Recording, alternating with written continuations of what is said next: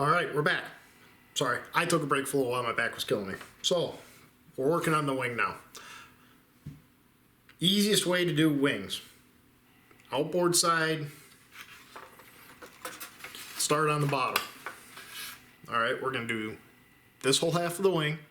Then we're going to flip it over. We're going to do this side again. Again, we're trying to control all that warpage. Especially since the wing, right now, if we look at it, you know, all right, you see how much that twists around? Covering is going to solve a lot of that. Okay, so like I said, we're going to do outside bottom panel first, flip over, we're going to do the other side. We're also going to be using medium tissue on this. Why are we using medium tissue? Only because the wing takes more abuse than the rest of it, believe it or not. And it's not abuse from the vehicle running. I mean, of course, it's in there trying to flex around, move around, trying to find its happy place in the air. You know, pull up real hard.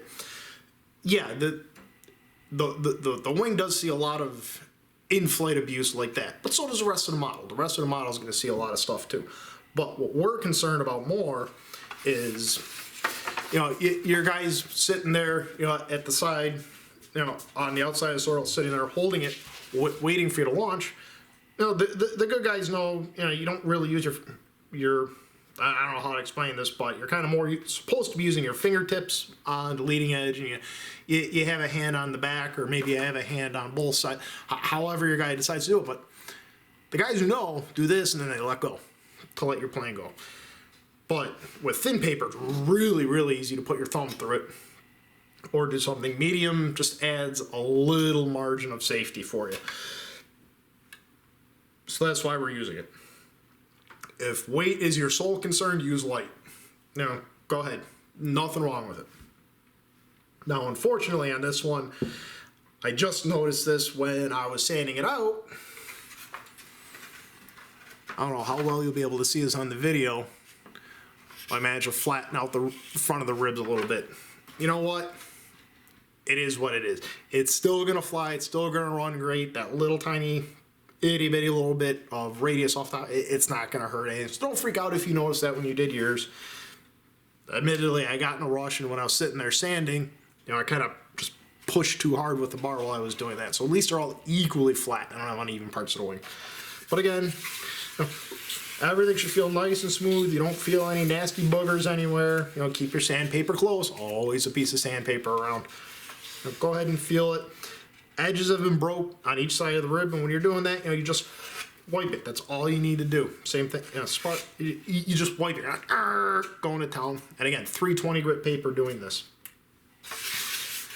If you get any really nasty low spots like that, that actually happened as a result of when I was sheeting it. I cut the sheeting wrong and had to put in a little tiny filler piece, and as I was doing it, I kind of pushed my thumb into it. This is spackle. For this application, it works fine. Don't worry about it. You can use super fill if you want. For the zillionths of a gram that this took up in comparison of weight, not a huge deal. It can shrink and move and stuff like that over time, but again, actually it still feels a little low right now, but we'll see if silver takes care of it. We'll put filler over it later. It doesn't matter. It's a sport plane. It's meant to be fun, and actually, over time, you know, streaks tend to be victims of their own fun. It's very likely it may stuff pretty quick, but it is what it is. It can be fixed. You put it together, you make another one. It is what it is, like I said. So, and feel your edges, see if there's anything you don't like. All your blends, right here, I mean, you shouldn't feel anything right on the edge. Same thing on the back side. You've got this trailing edge piece that comes down into the back. You run your finger over it. You shouldn't feel anything. Why did this light turn on? Let me see if I get that light to turn off. That's kind of annoying. Did I make it reflect and go away? Nope. All right, whatever. We'll live with the light on. Okay, so outside first. And this is all essentially the same as what we have been doing. All right. What we're going to do, we're going to get our tissue wet, just the perimeter edges. All right. We're not going to go down the spar. We're not going to go down the ribs. We're not going to go down these guys. None of that. We're just going to go all along the perimeter. What we're also going to do is we're going to overlap sheeting here. Not sheeting, covering here. We're going to go a little more than halfway. And the sheet from the other side will come over. It'll come a little more halfway, so there's a little bit of an overlap right in the middle. Don't worry about it. It adds a ton of strength, and we're going to bury it in dope. The one spot where this is acceptable to do it is here in the middle. We'll bury it in dope, and you'll never see it. So let's get this started. So we got this. Now, like I said, we're going to be using medium sheeting, or medium tissue, all right? This is the medium. Let me get a piece of the lightweight. Here's a light. So here's the light. Hear that? It sounds like tissue paper you use for presents. This has a lot heavier of a feel to it. Colors are different, you know, the overall texture of everything is different. What I should have mentioned earlier, I forgot to mention it, it's not as big of a deal on the light because of how it's made. It's a larger deal on the medium. Is when you look at it, one side will have a slightly higher gloss than the other side. It's not a lot. This would be the low gloss side. This would be the high gloss side. But the bigger telltale is how it feels. One side, it feels pretty smooth. The other side's a little bit rougher. If we put this on the outside, what's going to happen is as you sand it, you get these little fuzzies that come up and out. And it sucks trying to bury them. It's not fun. There's a very real possibility that on the other ones, I thought I paid attention to it earlier. I don't remember. But it is what it is at this point. I'm not stripping covering off. I'm not going to go through and redo it. If we run into a problem where I did put it on upside down, backwards, however you want to say it, we'll deal with it then. And it is what it is. And it's actually a good thing because then I show you guys, one, everybody makes mistakes, and two, how do you fix those mistakes? With this, however, we will pay absolute close attention to it because, again, like I said, the heavier the material, the bigger the fiber, the harder it is to deal with any fuzzies coming up.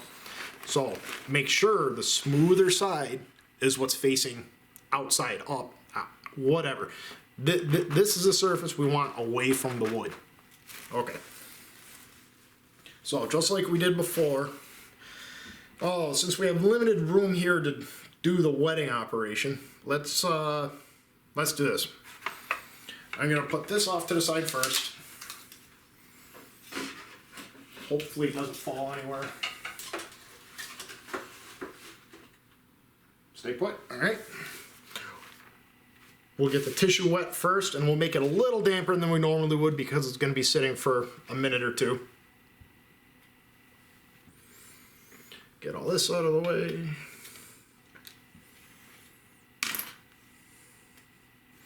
All right, spray bottle went where? Right here. This requires a little more water, again, because it's a thicker material. It can absorb more. And after we're done tacking it down and pulling it tight on the top side, we're going to wet it again before we flip it over. Again, we're trying to control the warpage. So we'll get this good and wet.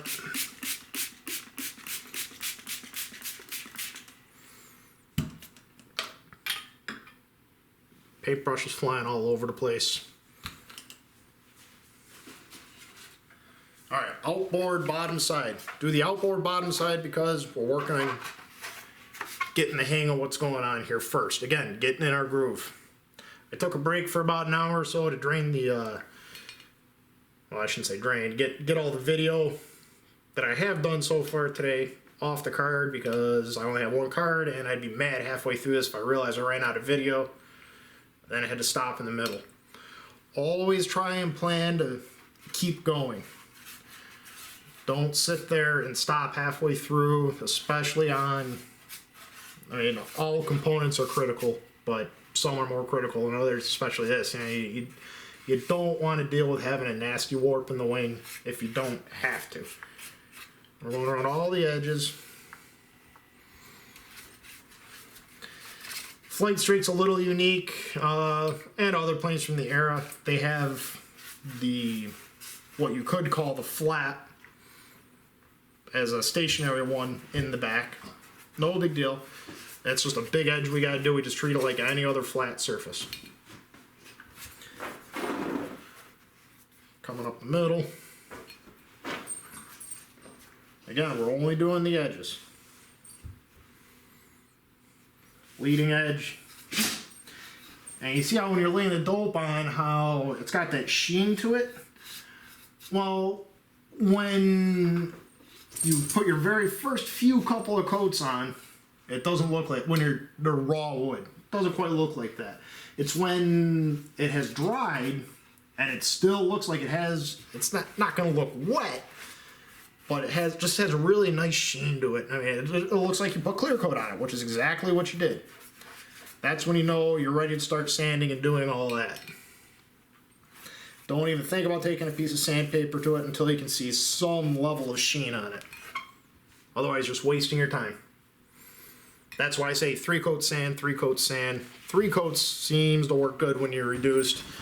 About 50-50, 60-40, somewhere in there. You'll find whatever mix works best for you. So we lay this on. All right, I'm going to tilt this a little bit, make life easier. All right, we got that on. Start on the inboard side like this and get it down. Trying to get the wrinkles out as we work. Trying not to put more in.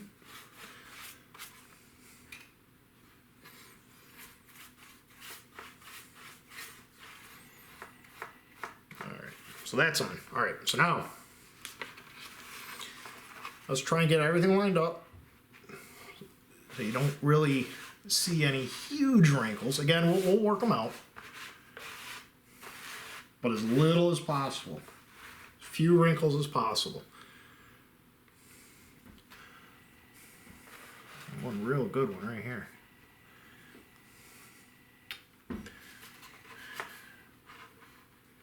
And you can lift it up. It's not going to hurt anything.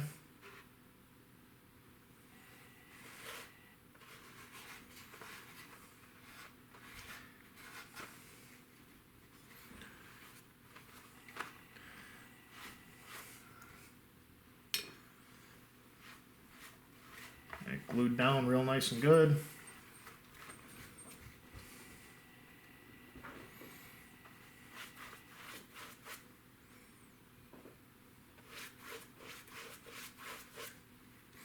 Don't have to be super, super neat at this point.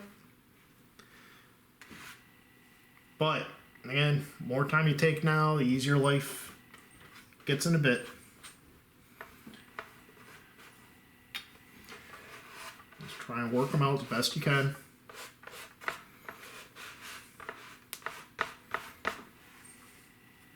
The goal is hopefully that this will be drum tight after all the dope is dry, all the water's evaporated out and all the dope is dried, that it'll be good and tight. That's the goal. Hopefully that happens.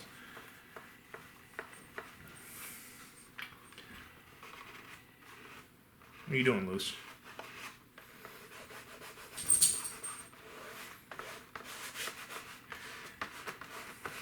Okay, that's looking pretty good. Alright, pull it tight some more. Hold down with your hand. Get some more on it.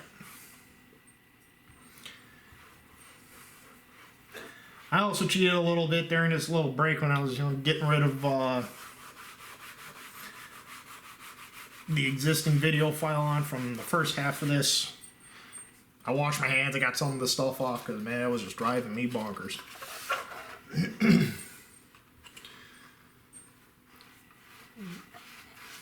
Get going on the leading edge.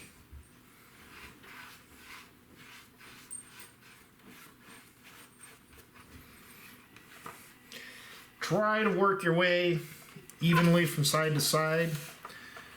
You can see here, you can tug it a good bit and work some of these wrinkles out of it.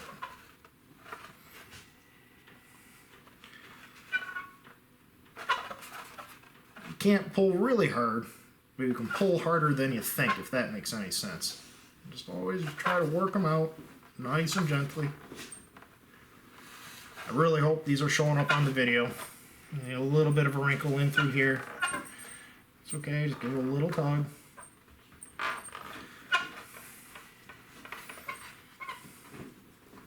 You have to, you lift it up, and you pull a little bit more.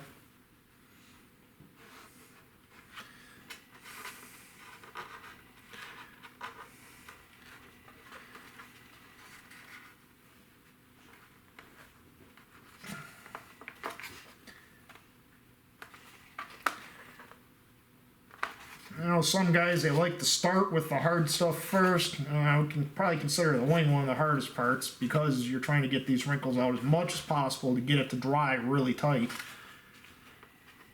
I personally kind of like to go for the low-hanging fruit. That way, you got some of that instant gratification going on. You feel accomplished. I got this. Then you go on from there. Up to you. Again, ride your ride. Do what you want.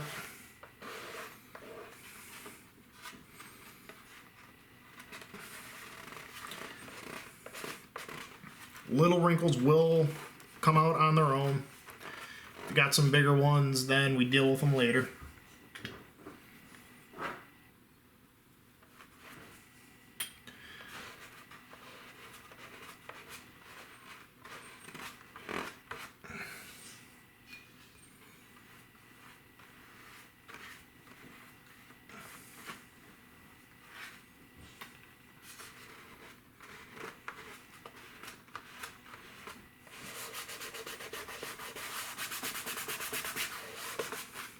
Okay, work our way down the wing. Pull the wrinkle there.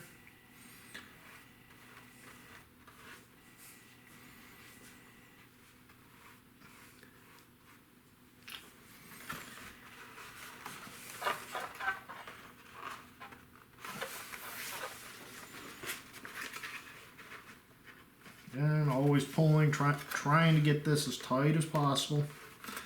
You're only going to shrink so much because of the water in the dough. Now you really want it to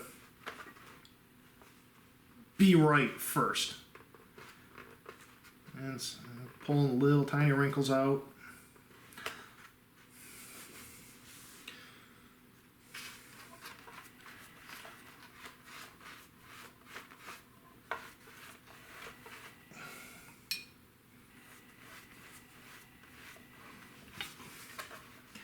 Just keep pulling and tugging.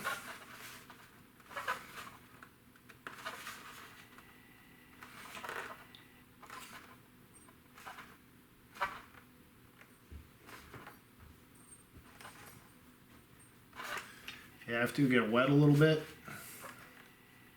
Kind of opens the dough back up to let you tug on it. What's going on there? What did I do? Yeah, the light's kind of handy.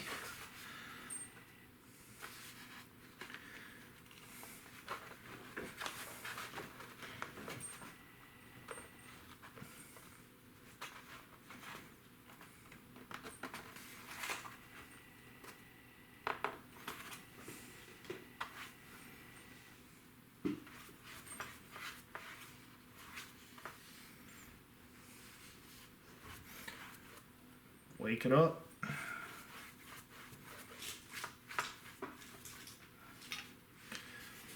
Pull them out.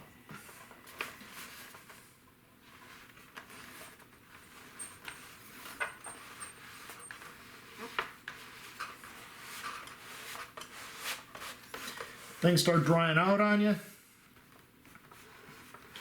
Go ahead and spritz a little more water on. I'm going to get ready to do that in a second here. Just as soon as I get happy with this. That looks a little better.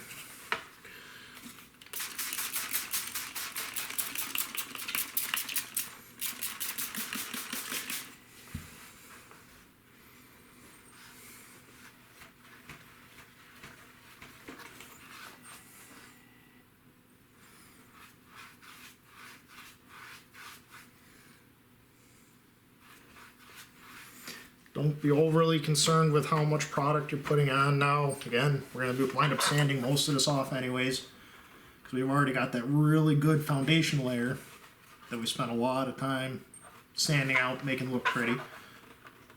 So theoretically, we're only kind of melting into the very, very top of this.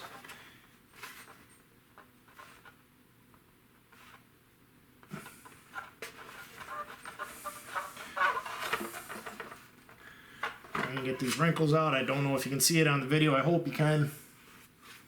It makes what I'm saying make a whole lot more sense. Oop, see, I ripped it. Can't pull on it that hard.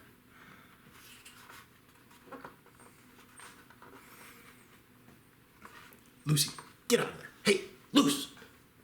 Stop. You know better. Trying to start pulling towards the outside instead of center of the wing. Okay, that looks pretty good. Move a little further.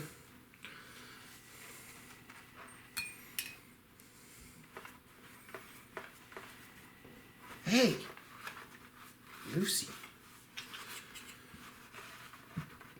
And sorry for fussing at the pup, but not exactly like I can babysit her right now. Pull it tight. Really hope you can see these wrinkles moving their way across the wing.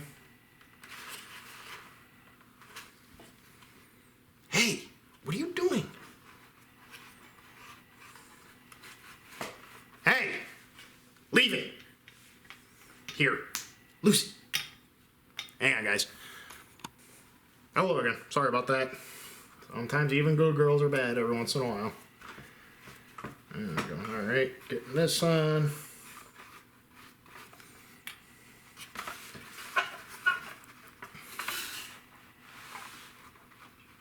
Pull the wrinkle out.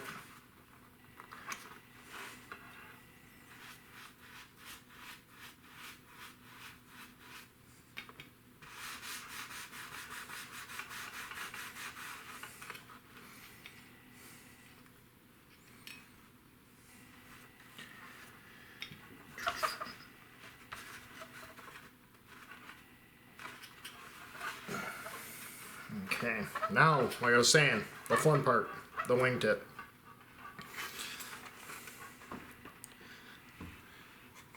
I'm gonna try and work backwards here, hopefully it works.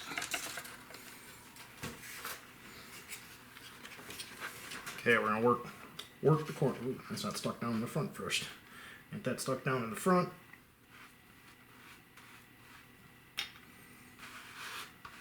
There we go, alright. Make sure back here's stuck.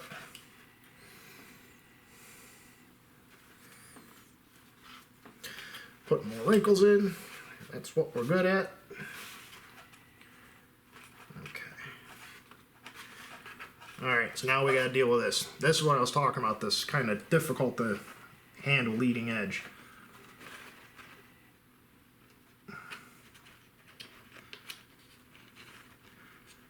Kind of hold as much as you can. These are so hard to get to come out to look right. But if you manage to do it, man, it looks cool. Right. Oops, just rip that. All right. That might be as good as this one gets. This is why you start on the bottom. Get your flow going.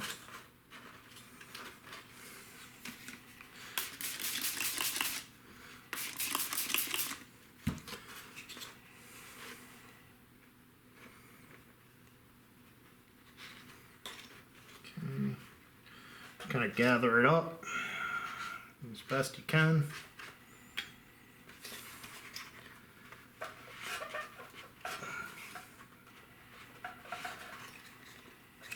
Getting it pushed down, trying to get these wrinkles out. Anybody knows a better way of doing this, please let me know. I would love to hear it.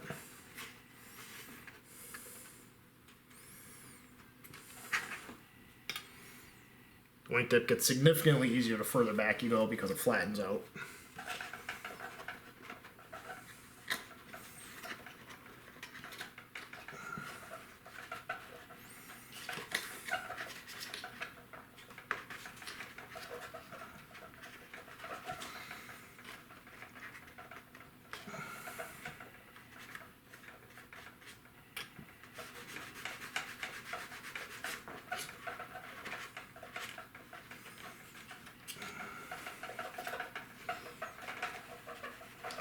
I gotta turn this around, sorry.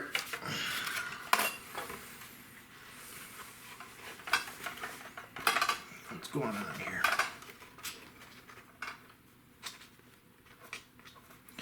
Some guys like to do this in individual pieces. That's completely okay. It works. I'm kind of wishing I had done it that way first, but oh well. I mean, we're not too late to commit to changing our minds, but I'd really kind of just rather do this in one piece than two.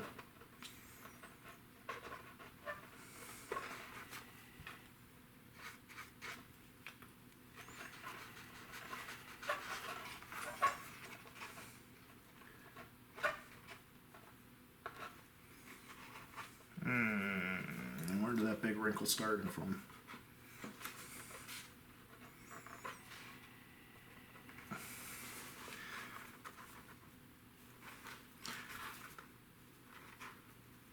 And I'm trying to be careful here. I really don't want to rip the tissue any more than I have to at this point.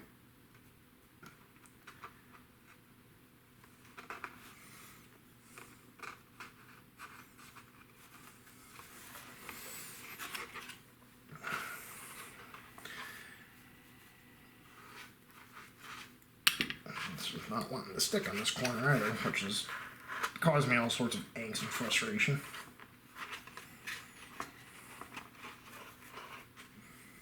Probably because I'm playing with it too much.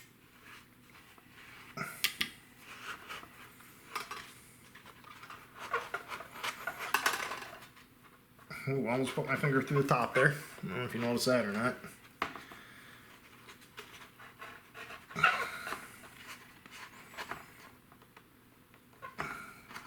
Try to pull a little tighter.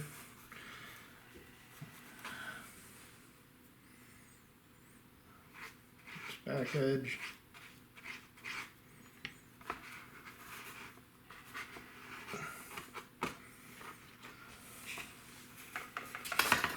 Oh, that font's terrible. Oh, man.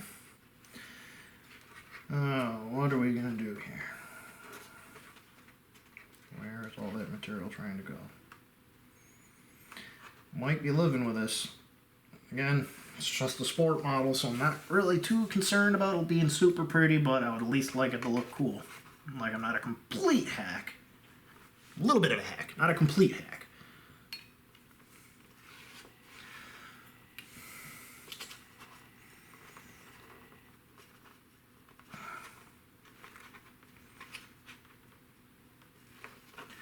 Yeah, I'm not winning.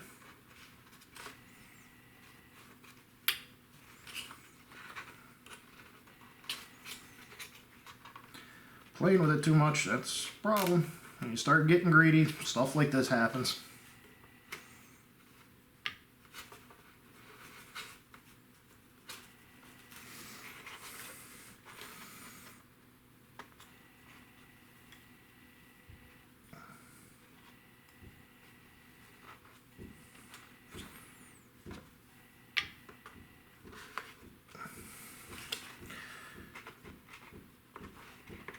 Come on, give me a break, man.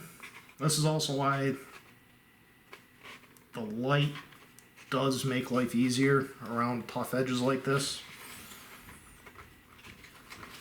This model was designed at a time when all they were using was silk. And silk, man, that can take an edge.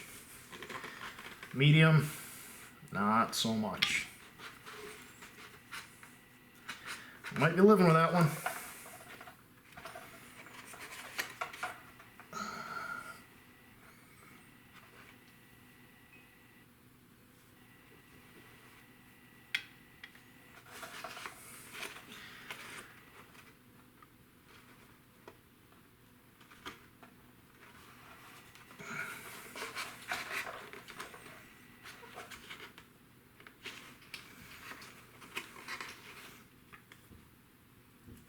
Would you just stick? Now it's moving around, and that's the problem. It's not sticking real good on this edge. As soon as I get it nice and tight, it just wanders off on me.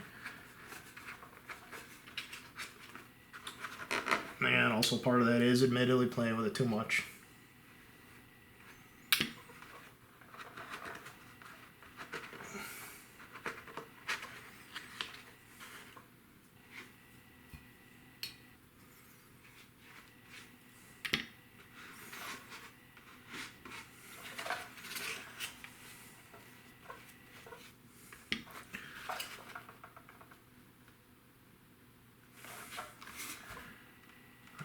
wrinkles worked out.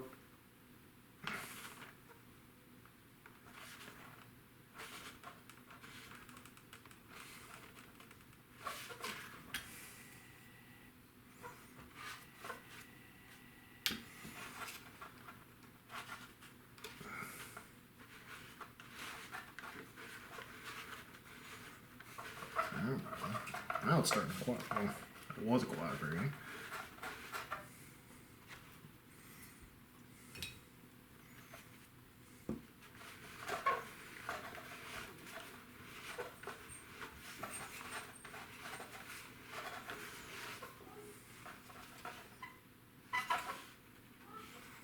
That might be ugly enough to work. Alright, cool. Alright. Ugly enough to work, like I said. Alright, trim. Ooh, that's coming up here in the front.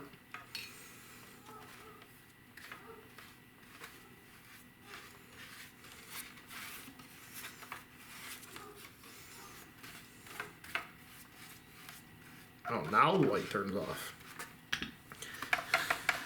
Cameras think they're so smart. Roll your edge.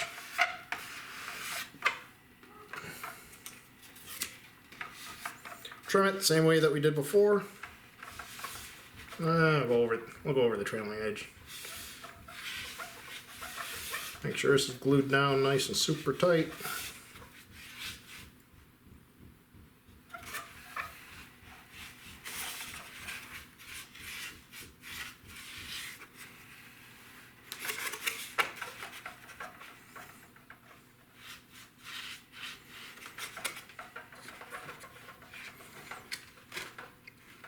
Rip that. Hopefully I don't need to pull in that corner anymore.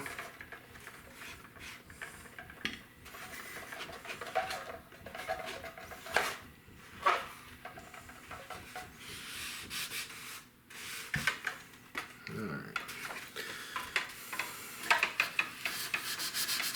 Just like we did earlier. Here's your sandpaper.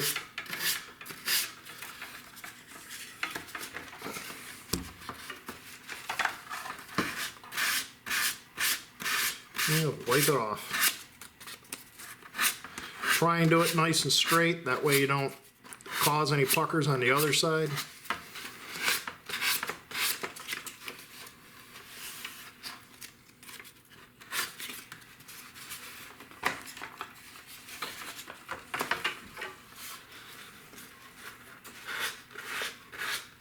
I thought I got the camera in a better spot this time, apparently not. What?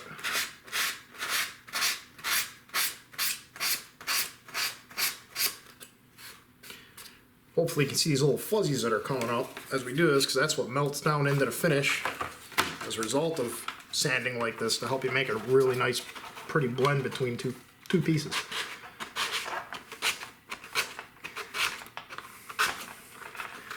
That wingtip looks like hell.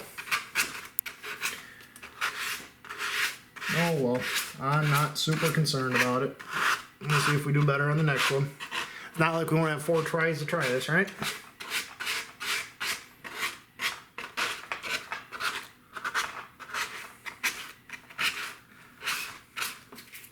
You talk to anyone, they'll admit there's always an area that they have problems making look super duper pretty. Willing to bet you most guys will call out wingtips first, because man, they're tough, especially really tight radii like this, up in the front, decreasing radius.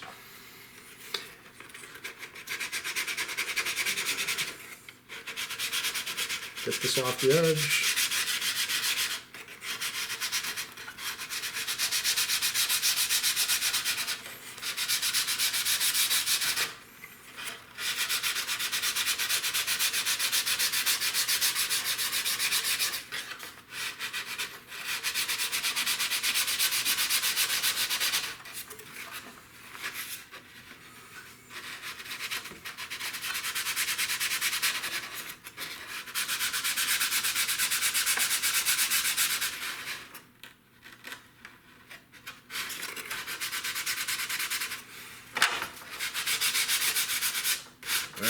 There.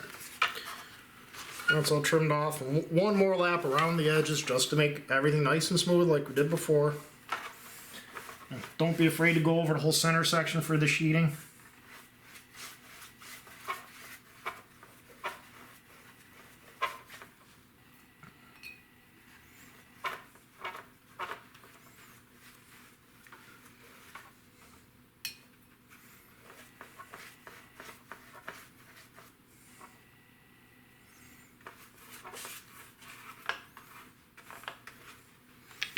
Rub it down in there, make sure it's stuck.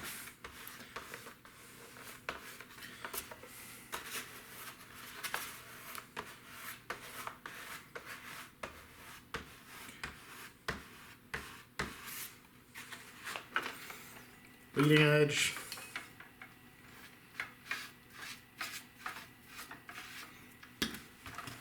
And rolling with your hand.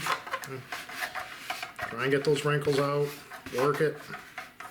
Ideally, your wrinkles are already out of it. Sometimes they poke back up. And now if there's nothing to hold on to, is exactly when they'll get really bad and make your life difficult.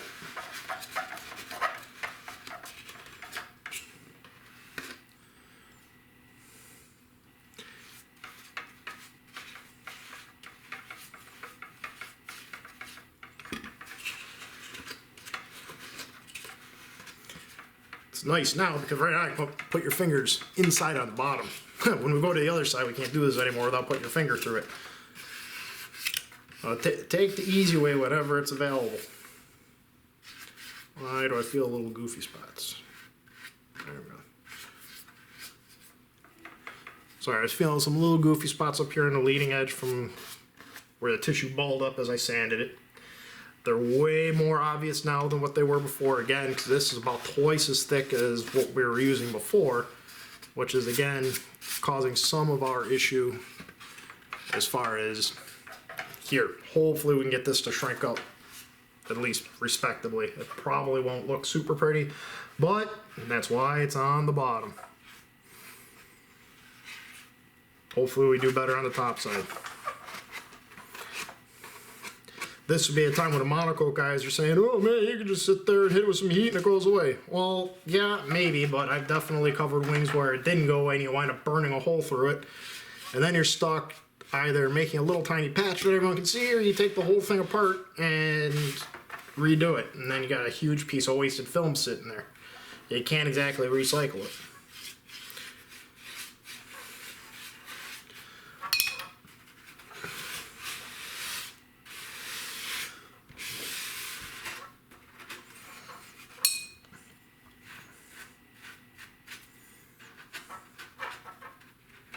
There we go. All right, that's all done. We'll do more back here just to make sure. I really don't want this stuff moving around.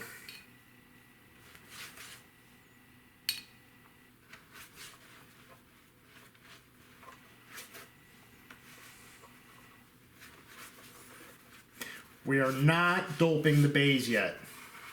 I'll say it again, we are not doping the bays yet. We're not doing the wing ribs, we're not doing any of that.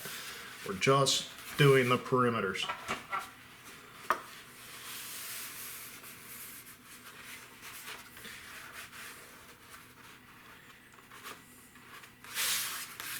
There we go. Alright, so now, that really kind of sucks. We'll see how it looks in a little while. And maybe do something else. Now we're going to get this wet again right before we put the other one on. Get this out of our way. Sheet.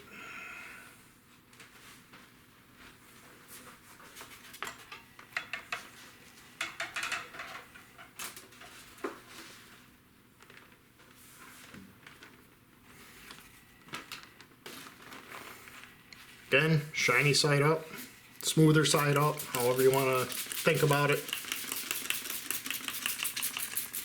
Good and wet. I think this, some tissue underneath there.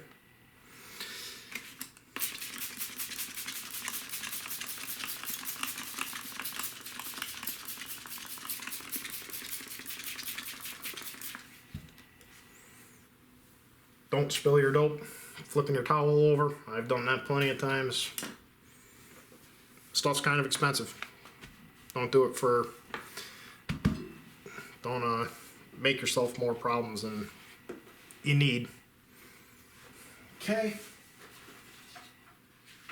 That. We'll spritz this side again, just loosen it up because we don't want to try and build a warp into this if at all possible. Now, we're also going to have this to deal with too. Not a big deal. And we'll come up to right about here.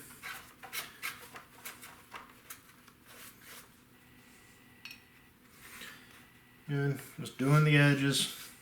I'm going to try not doing a little as much on the center sheeting as I did before. Maybe that'll help make my life easier. We'll see. Let's get this dope woken up.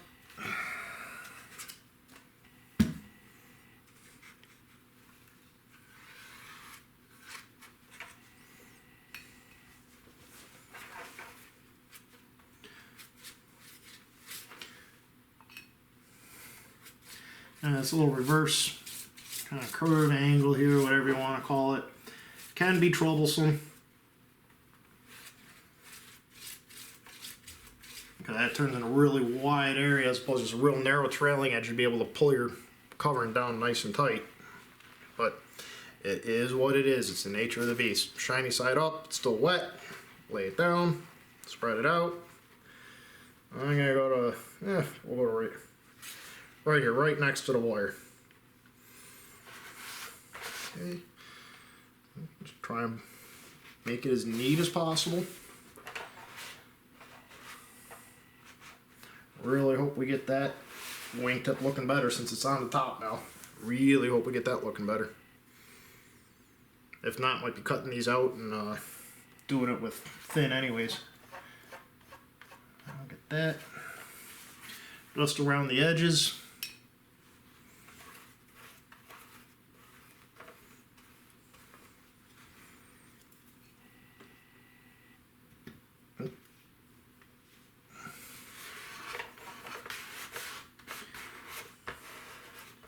We don't want things moving around on us, making more trouble for us.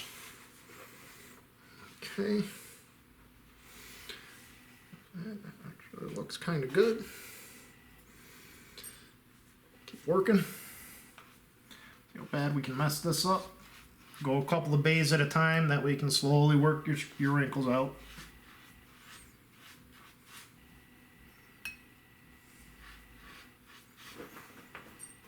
You'll notice you'll go through a lot more dope with the medium than the thin. Yeah, it's just because it's thicker material. There's more stuff there to suck it up, more voids to fill. Well, I shouldn't say more voids, deeper voids to fill.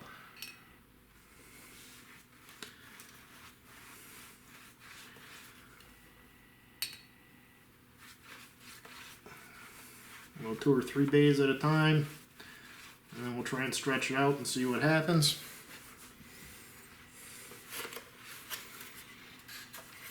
Be careful moving around where your fingers are going again, because you got that bottom side and it's still wet. I mean, you can put a finger through it pretty easy when it's still wet.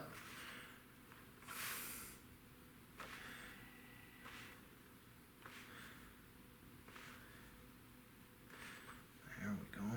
Oh yeah. And once you start getting them out there, go ahead and stick some more down here, try and keep the whole thing from walking around on you.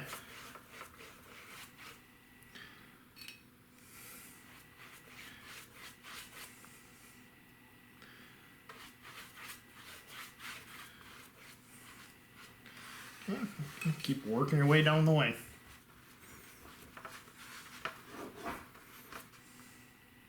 See a little tiny piece that I missed here in the back. I'll pull this out like this. And there we go. That's better. That's better. Okay. More better.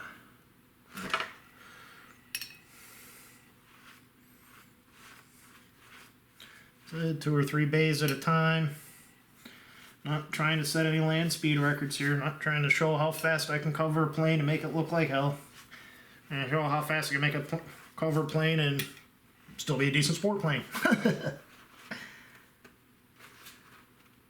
Oh, how how we get frustrated for the love of a hobby. It's great, isn't it? If you feel the tissue starting to dry out a little, go ahead and spritz it with a little bit more water. And again, it's that water shrinking that's really letting the tissue shrink for us. It's not, the dope helps, but it's putting it on wet. That's where our gains are really coming from.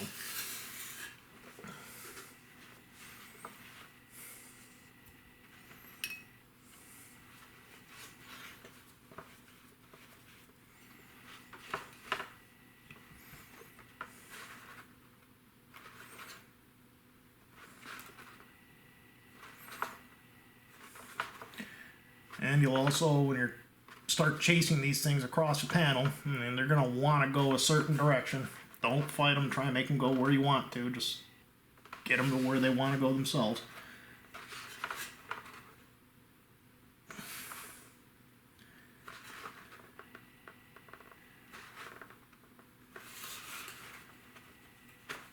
Oh.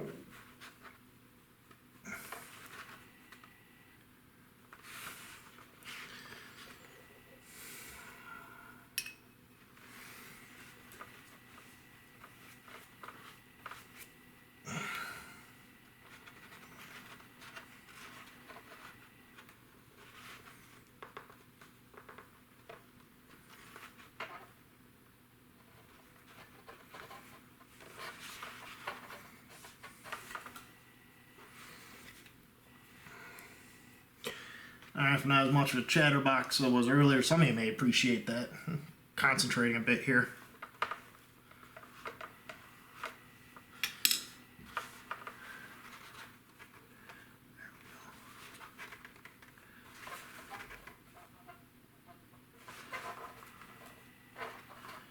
And try and make sure my fingers aren't going to go through on the bottom side, because that is frustrating.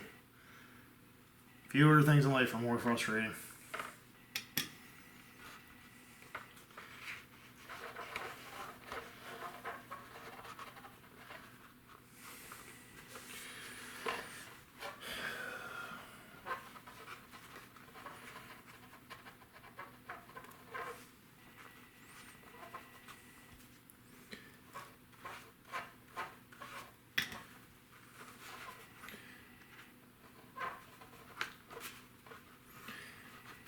Might have actually put this on water-wise a little too wet. That can cause some issues too. Won't cause issues long term, but right now it'll absolutely cause issues where the dope doesn't really want to stick as well as it would. Which is where the guys who run nitrate say, well, that's why nitrate's better, it sticks better, blah, blah, blah, blah, blah. Whatever. I prefer not to have two different kinds of dope. Let's see what we can do here. Maybe make this look a little better than we did on the front side. Or bottom side, rather. What can we do? What can we do? Let's see here. Getting this all wet. There we go. This might cooperate a little better than the bottom side did.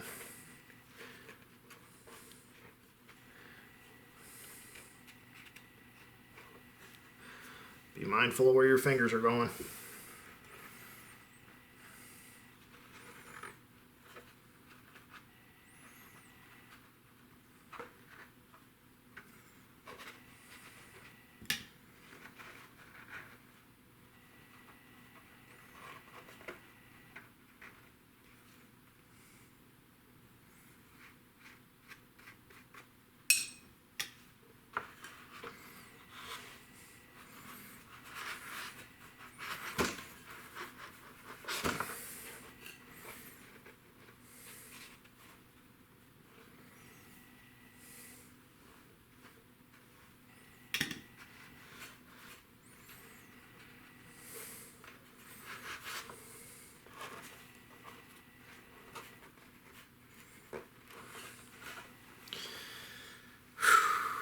Work up a sweat here.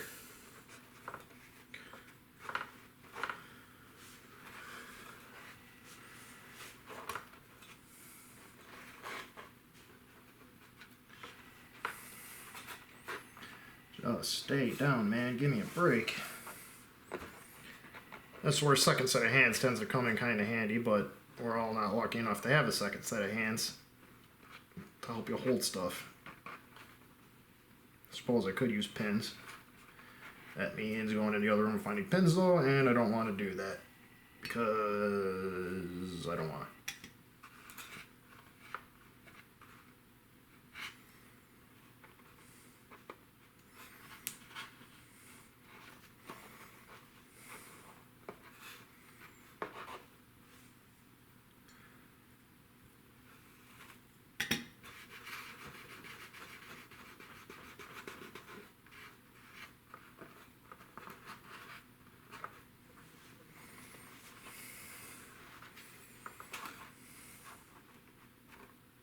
Oh, that bites. You can see in the back corner where I ripped through it. Awesome!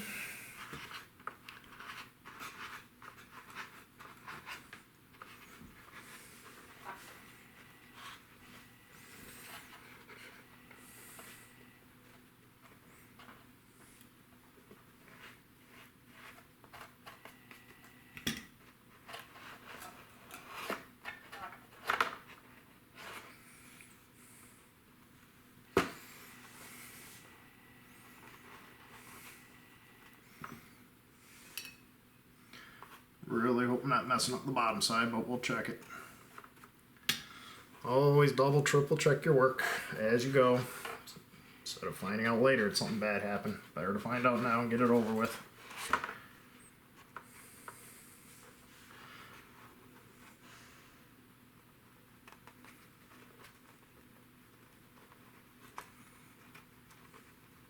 Man, this is just not wanting to stick. What's going on here? And really not wanting to stick, put some, oh, this is falling off the table. Put some dope underneath it and stick it down that way. It'll stick eventually. That's just, man, that does not want to lay down. What's going on here?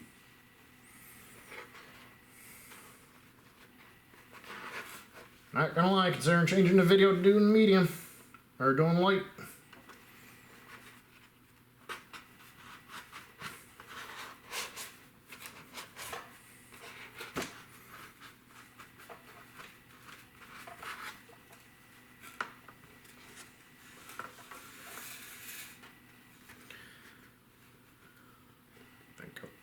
Pushed a hole through the bottom side. Kind of feels like it.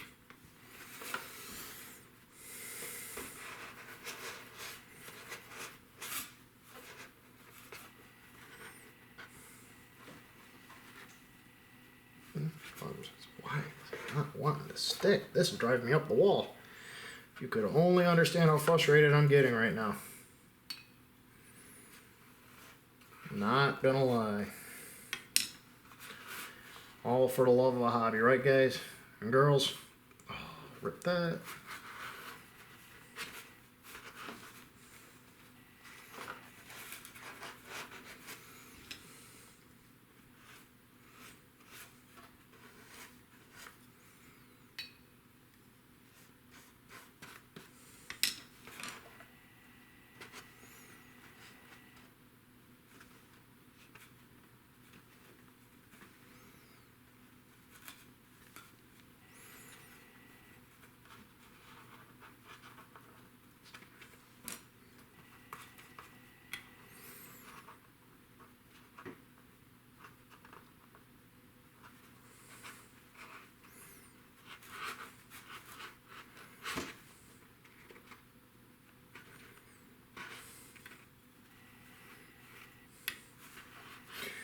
Might easily be a case of me just playing around with it too much again.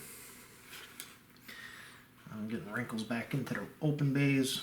I'm really trying to avoid.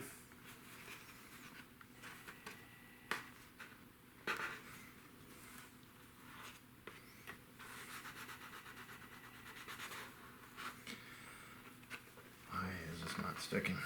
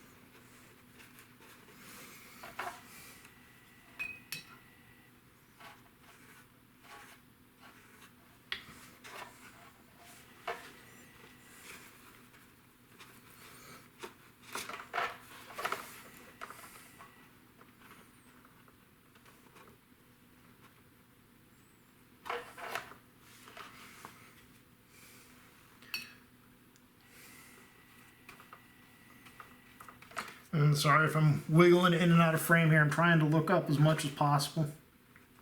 See what's going on.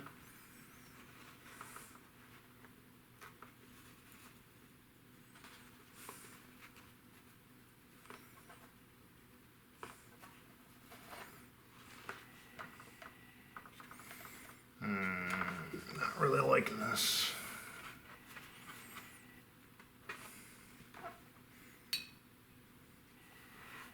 Yeah, it looks better, but it's not stuck down. Not gonna do much good. Might be sticking down now finally. Maybe. Possibly. Not really.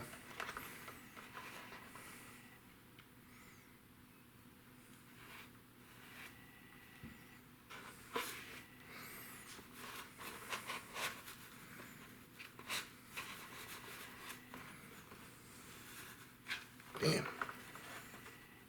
What's going on here?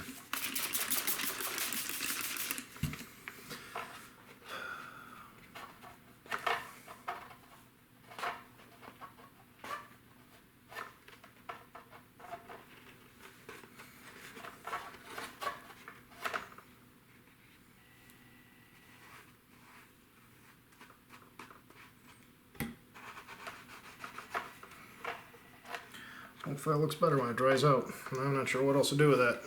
Other than cut it out and try again. Really don't want to do that though. Well, we might. And we can always cut it out and put light tissue there instead. Maybe what happens.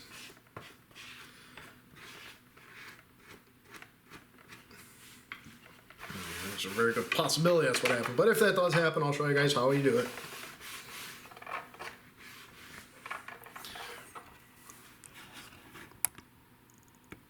Try and get this camera up a little bit here so I'm not out of frame quite so often. There we go. All right.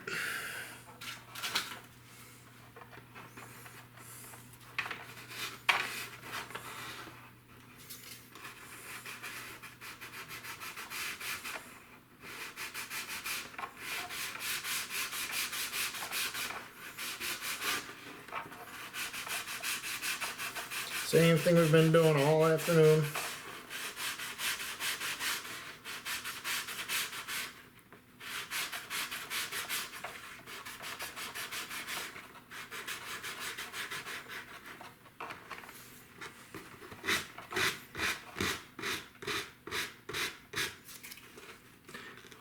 Be careful on the wingtips. How is that still lifting up? Are you serious?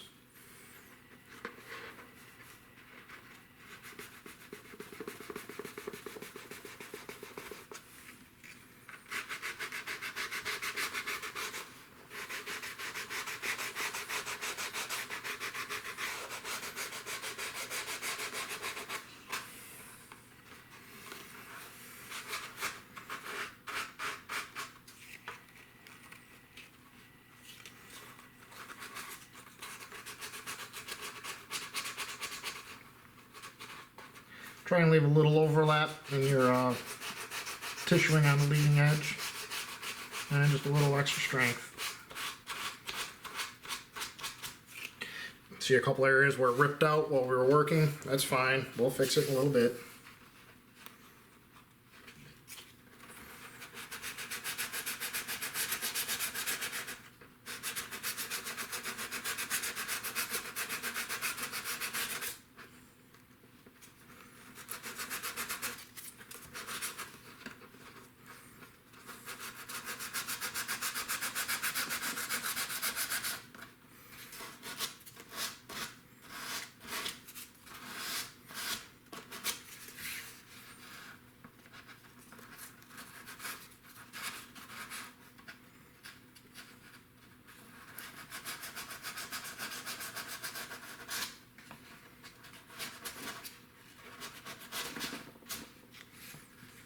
This out of the way, we'll go around all our edges again, make sure everything's melted down and stuck down.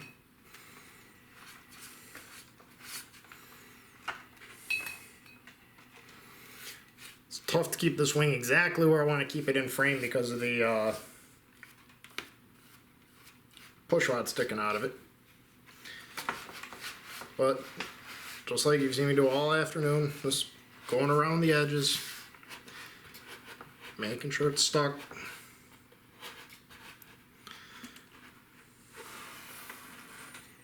I think I sanded through a little too hard. Maybe not. Maybe not. I really hope those look okay when water finishes drying out. We get a couple of coats of dope on it. We'll see.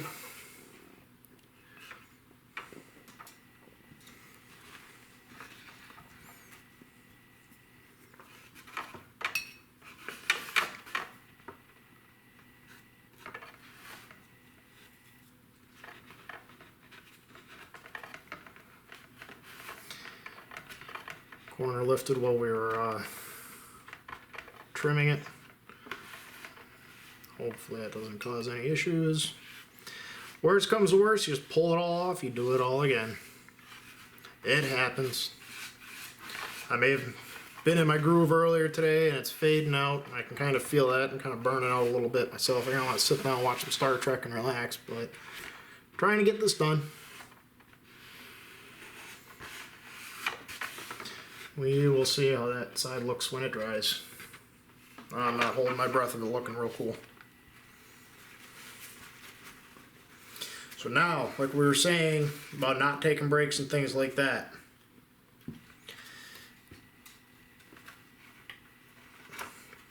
Right now would be an acceptable time to take a break. If you need it to relax on that. I'm thinking I might be taking a break for the evening tonight. I think I'm kind of burnt out and my tolerance for what I'm willing to let slide is getting larger and larger by the moment. And I really prefer not to have that mindset while I'm working. I don't know how well you can see him on the video. You can kind of see him. I can't tell from this tiny little screen though, but I got some wrinkles in there, and because we got each side of this done, it's going to dry at the same rate, and it's not going to twist or do anything weird. Which means it's acceptable to take a break. If you only done one side, you only did the top, and then I want to take a break for a couple hours. Don't do that. Get judge your time a little better and keep going. Of course, if you have to, you have to. It is what it is. Life happens, but you kind of want to have uninterrupted time to do this. So I'm going to take a break for this evening, and we'll see how this looks tomorrow. Alright, I know I said I was done for the night because of my willingness to put up with less than ideal results was getting to me, burning out for the day. Kind of feeling like a dog with a bone now. Happens to the best of us. It's driving me nuts. So I'm mixing up my dope again just in case any of the solids settle down or thinner and dope separated. Alright. So let's take a look at what I'm going to try and do. Whoops. We are going to try and do just the wingtip, bottom side. This is the inboard wing panel. Rough cut a sheet of thin, or the light. What I'm thinking is we'll give this a shot here, then cover the rest with medium. Looking at the other tips, I mean, they actually dried out a lot better than I thought they would. You see some real nasty puckering there. No amount of dope or help is going to fix that. I'm not thinking I want to live with that. If this thin works out nicely, what I'll wind up doing is I'll actually put a real thin coat of dope right along this outside edge right here to glue the medium down to this outside rib, and then I'll lay over a piece of thin, do the same thing. We'll rip the edge along this inside. That's an important thing. We'll rip the edge so it melts down and you don't even see it. This side, same thing. A couple really bad little puckers. That ain't good. It'll fly. Don't get me wrong, it'll fly. It'll still work just fine. You can leave those there, especially if this is your first time doing one. I mean, man, just just leave it there. Just live with it. You know, especially if this is your first time building and flying. I don't want to be a Debbie Downer, but the model's not going to last that long. It just won't. I think my first season, let's sit here and think. My first plane that I ever flew, control line plane that I ever flew. I used to fly model helicopters. I did a little RC. That Skyrray, I think, lasted, first night out, I flew it 3 times. The first 2 were all right. The third flight, I stuffed it. All right, whatever, put it back together. Was out the next week. And I think I stuffed that. Again, same thing. It was like 2 or 3 flights in throughout the course of the evening. And it didn't last very long. And then club member, John Jordan, good guy knows his shit. Pardon my language. You know, if you need help, by all means, get a hold of him. He knows his stuff. He's good. He donated a, what was it? It was a Galaxy and a Profile Nobler that he had gotten from a club member that passed. He bought it from the estate and gave them to me to start learning on. Profile Nobler lasted a little while. Actually, I think I flew the Galaxy first. The Galaxy, that lasted a couple of weeks. Then it was toast, and then I stuffed that Nobler good and hard. Bought myself a Flight Streak, and that thing got stuffed and rebuilt and stuffed and rebuilt and stuffed and rebuilt, and then finally I piled it in good, and she earned her spot off in the you know, we'll just say the graveyard. And then what else? We had I still have a Super Combat Streak. Both of the Streak variants were from Vintage Performance. Awesome kits to build, real quick and easy to build. That one I still have, and actually, my niece has crashed it, my nephew's crashed it, my dad actually crashed it. He did it pretty good on the whole tail assembly, popped and went off. Not bad. It'll take me an afternoon to fix. I just got to get around to it. But the point I'm saying is, if this is your first time building a kit, flying, all of that, don't sweat if it doesn't look great. Don't sweat it. And actually, this plane here that I built and made the manual with and all that, this is going to be given at the beginner circle at the Nats. Really cool thing with the Nats is if you fly in beginner, there's a nice goodie row that gets set up, and they send you through by order of which you finished. So I mean, there's completely built planes like this one will be. There's kits. There's ARF. I don't know if you want to call it an ARF kit or an assembly group, whatever. There's engines. There's fuel. There's flying lines. There's props. Get yourself a lot of props if you're learning too. Lots of props. You're gonna eat them up. Not that I know that from experience. But regardless, beginner at the Nats is a lot of fun. There's a lot of people in the very same boat that you are. When I flew Nats last year, I'm sitting there, I'm freaking out. It's like, man, my pattern looks like garbage. And it's the beginner pattern, which has a bunch of maneuvers filtered out of it that are slightly more advanced. And I'm still working on learning the intermediate pattern. Well, the intermediate pattern is the entire pattern. But, the whole point of beginner at the Nats is to get you there, get you used to being in contests, get you the opportunity to shake the hand of a guy you might be talking to online or gal. There's a few female pilots out there, and they rock. Don't get me wrong. They can tear some holes in the sky. So just don't be afraid of showing up, because worst that's going to happen is you leave with some fuel, you leave with a motor, you leave with a kit. You're going to leave with something more than what you left with. And normally you get to make more than one trip through the line too. We had a ton of beginners last year. Someone was saying it's the best beginner crowd they've seen in probably close to 10 years. And everyone got to make several passes through the line. And actually, there were a lot of kids there too, which I loved seeing.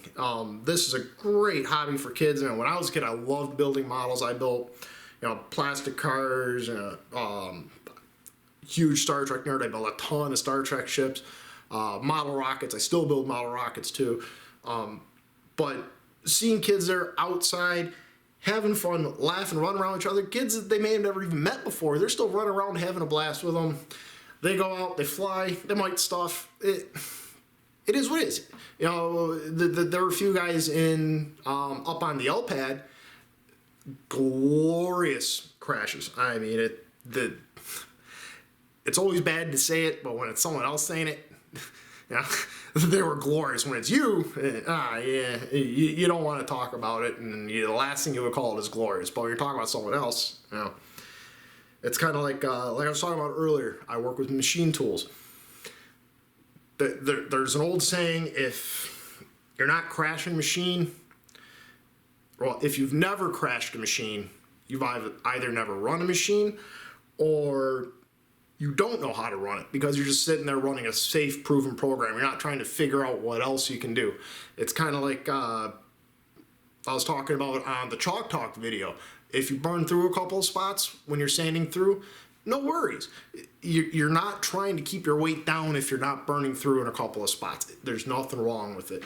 Or, which Ferrari is it? A Ferrari F40. There's an old saying surrounding the F40 that if you find one that isn't wrecked, it's been sitting in a museum. End of story. Or the guy that bought it knew that it was way too much car for him and it never saw a racetrack. Every Ferrari F40 that's seen a racetrack has been stuffed.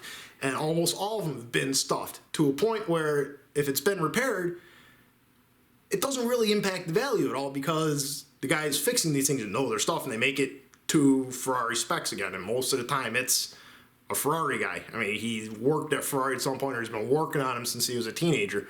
And they're just as good as when they left the factory, if not maybe a tweak better. But anyways, don't be afraid of crashing, and if this is your first model building from scratch, don't worry about it. If your wingtips look like that, forget it. Keep going, cover it, paint it, fly it. But we're trying to make this look super cool so that whoever winds up getting at the Nats can sit there, go home, show up at their flying site, and be like, hey guys, look at this super cool plane that I got at the Nats. And again, with it being at the beginner circle, I'm not having any illusions about this thing lasting forever. I know it's going to get stuffed. But, you know, I'll give the kid, you know, a business card or a nice little note put together. And it's like, hey, you know, if you have any problems with this or you want to know what I used where and how I did it, if you crash it so you can fix it, more than happy. Here's my phone number. Here's my email address. Here's all that. And that's the kind of stuff you expect out of a group of hobbyists. Is always being more than willing to help. Hang on 1 second. I gotta do something real quick, and then I'll be back to working on it. All right, sorry about that, guys and girls. All right, so let's give this a shot. Make sure my brush is opened up. It's been sitting for a couple hours. I didn't clean it the way I really should have.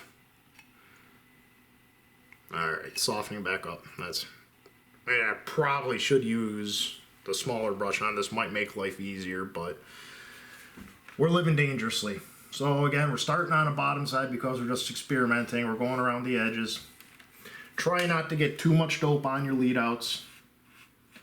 If you get big globs on them, they can hang up. But it's easy enough just to hit it with a razor blade when you're done to knock them off. It's not a big deal. So don't freak out if you get a little bit on them. Try and wake this dope up good. Prevent the mess that we were dealing with earlier. The other thing with the light tissue is, again, you saw how much more water the medium required. The light shouldn't require quite as much water, which will hopefully allow this to stick a little easier. So now, unlike before, we do need to coat a rib. I'm not going to coat these little uprights. But we do need a certain stiction to the inside so it holds its form.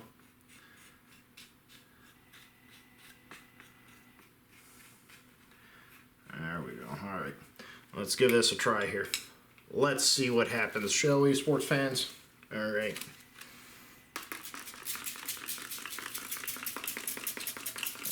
Water here. Alright. Tissue's wet. It's relaxed.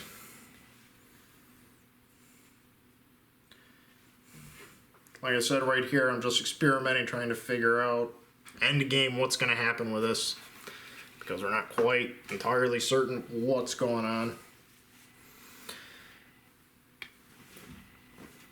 I would have liked to have stayed with one type of covering over the whole wing. Doesn't always happen that way. It is what it is. Alright, so there's that. Bring this back. Alright.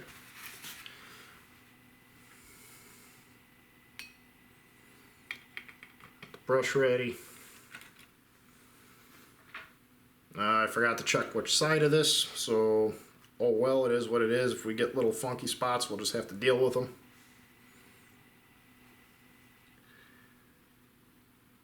Just lay that down. We can already tell where the lead outs are going to need to go. I'll just poke a little hole here, a little hole here. I'd had this tape on for other purposes that wound up not working because I ripped the tape, so I'll just take it off.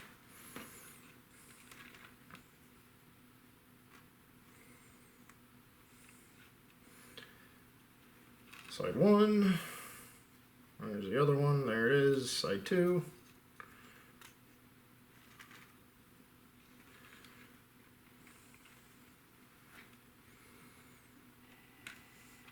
I think I ripped it too far.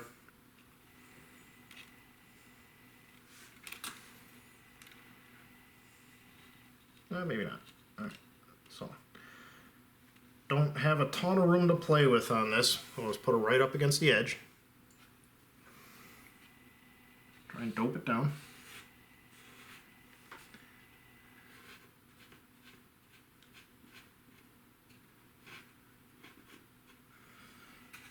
Come down along the back side.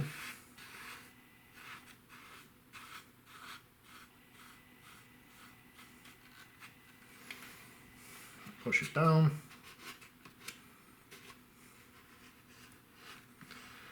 Again, trying to get that stiction, whatever you want to call it. Let's see what happens.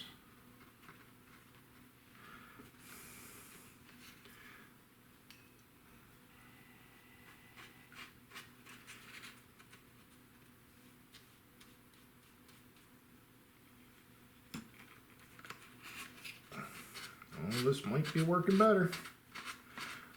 Might be onto something here. I wish I had remembered to rip the edge of this. I'll do it on the other side if this works out.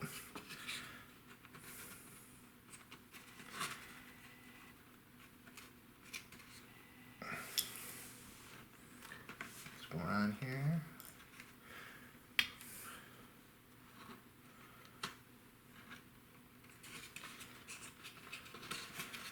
Where is that little pucker coming from? Might not be that big of a deal. Let's keep going and see what happens here.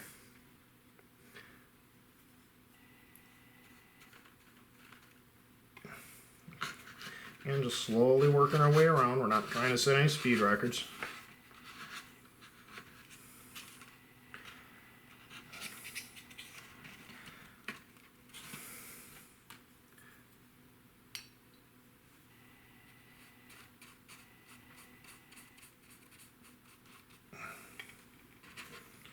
Always pushing it down, trying to work out our wrinkles. We can't be as aggressive with this as we were the other side, because again we're using thin tissue now, or light tissue, rather than the medium. The medium you can be a lot more violent with.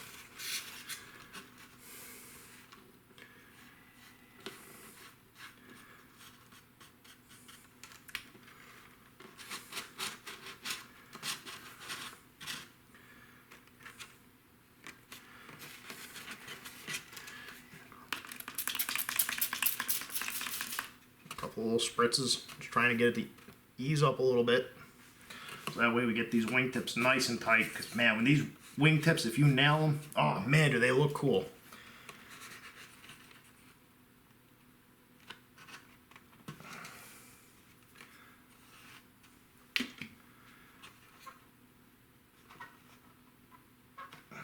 There we go.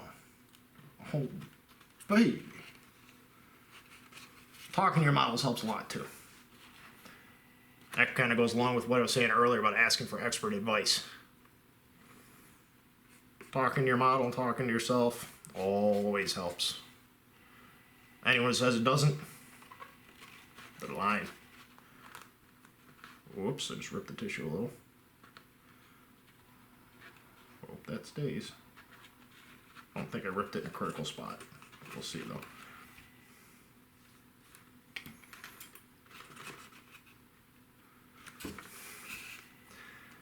Front's just a little janky still.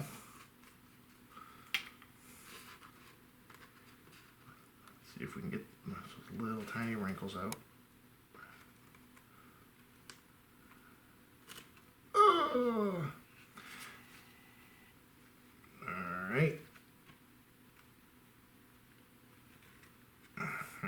How do I want to do this?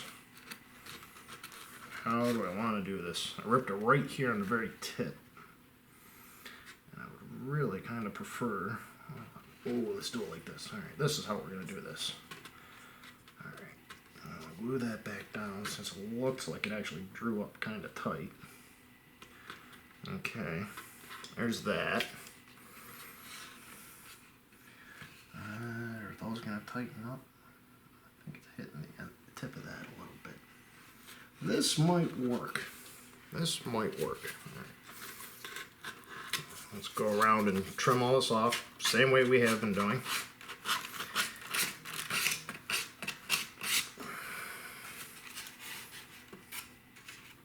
Trying to figure out a way to hold on to this so I don't break anything.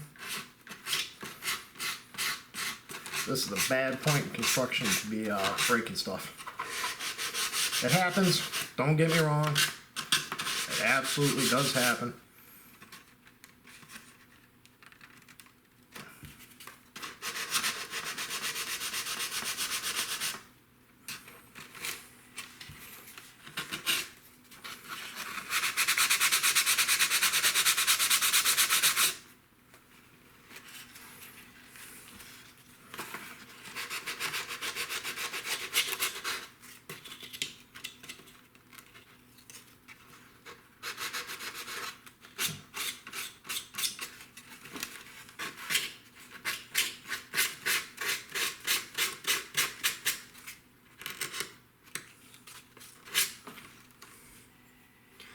Seal down the edges. Roll them.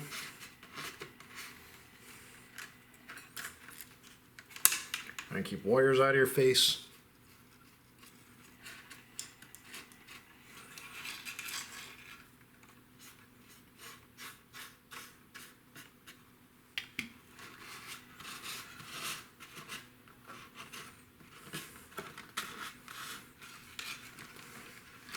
And then here over the front, what we'll do is, like I was saying, when you do patches, you always want to rip it. You want this rough edge to be able to feed in and blend itself out. Now go ahead, don't worry. Just make a patch roughly the size that you need.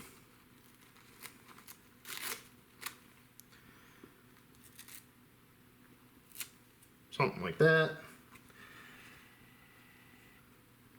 And let's see here. That might be ugly enough to work. I'm going to put, just for amusement, put just a little bit of water on it.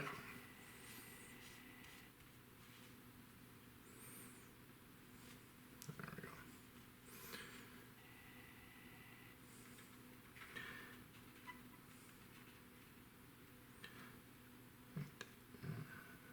Right there's where I want it. Do this. That on. You stay put.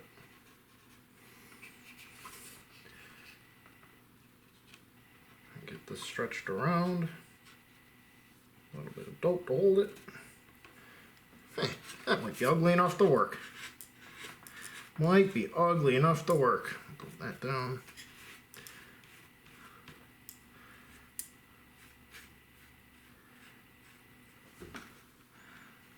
Oh, I think this might work.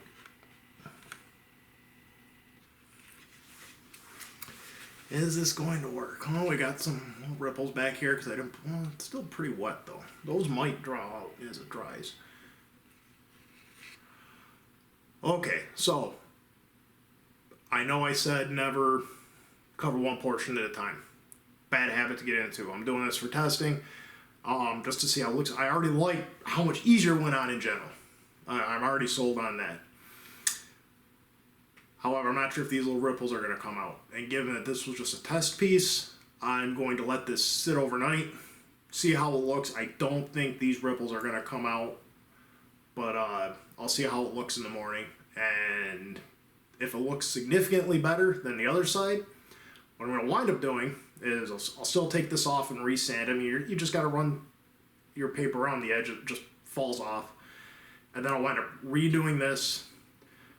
I'll do the other side, and then I'll finish covering this half of the wing, and then I will cut out the other side, and we're going to do it exactly like this. All right? So, now we're really done for tonight. We're going to sleep on this. I'm going to think about it some more, and we'll see what happens.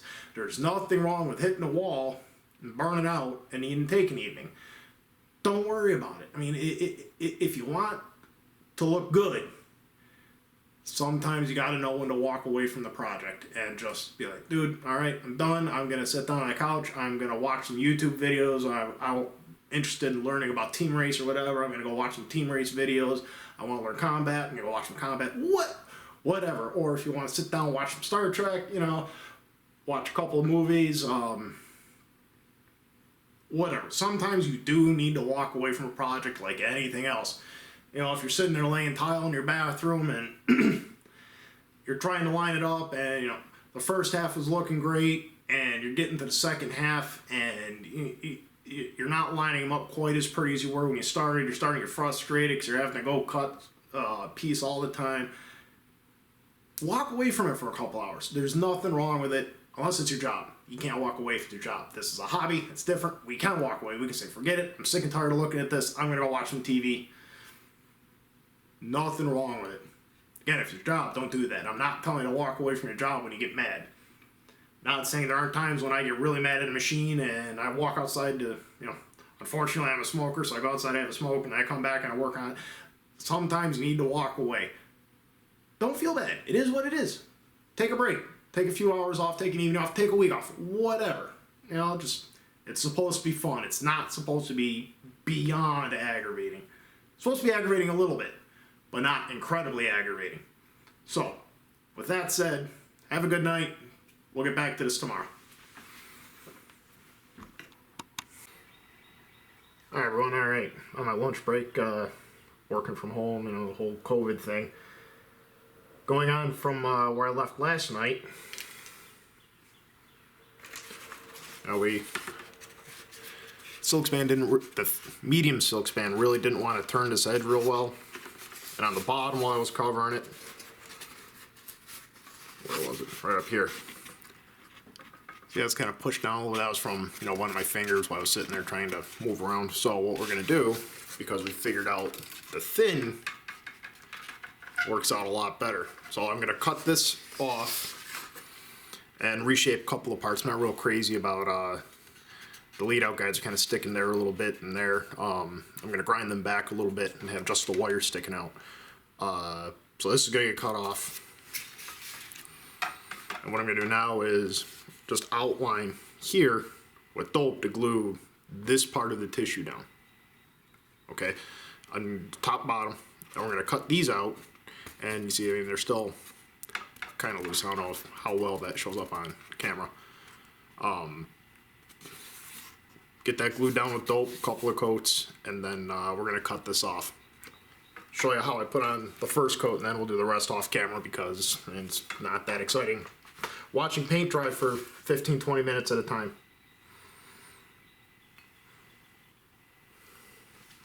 So, starting in the back. Luckily here we can get a pretty good purchase on the underlying material, and nice and wide. And just trace it up the rib.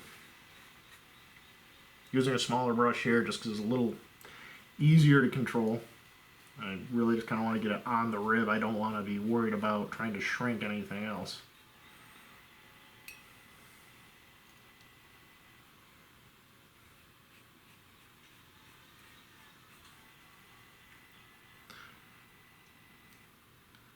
Same here, let's go back a little farther onto the spar.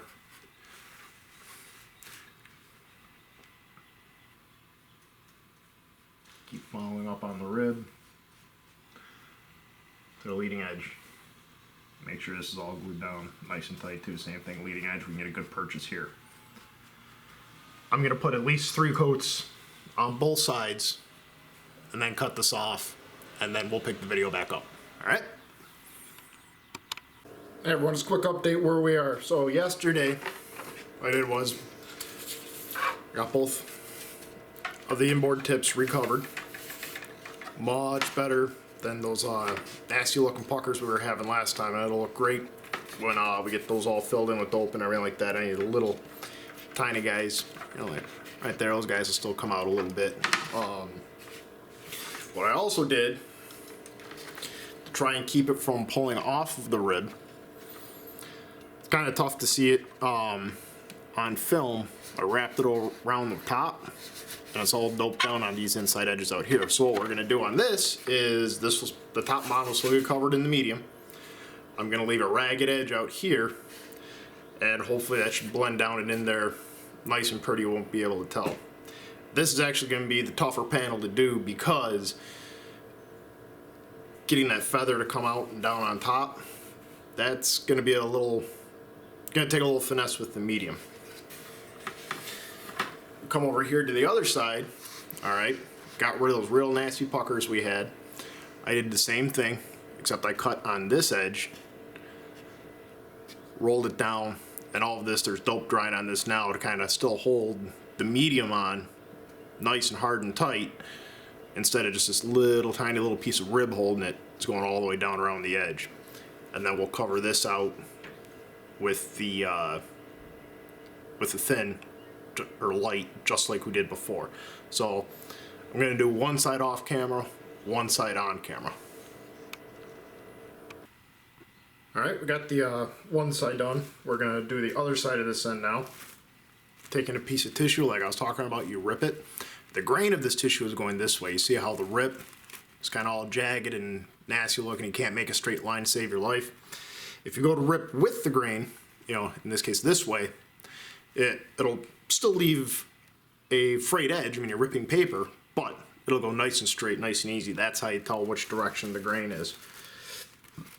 Now, like I was talking about, shiny side, not quite so shiny side. It's a lot easier to see in person. All the same steps we've already been doing.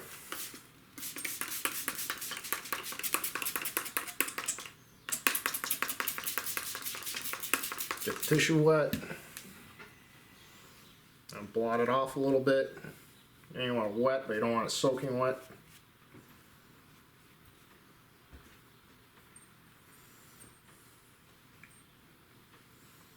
Trying to keep the wetness as even as possible so it all dries at the same rate. But now, when we put this on,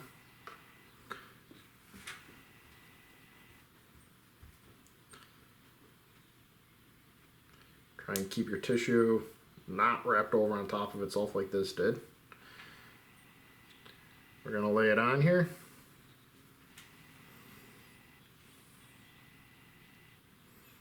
Okay. Make sure that there's no ripped edges down inside of your part, because that would just be a major buzzkill for you.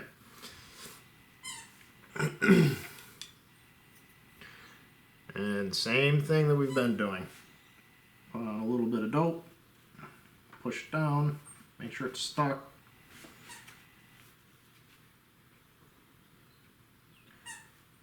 Try to keep things reasonably tight and straight. And not being afraid to get your fingers in there.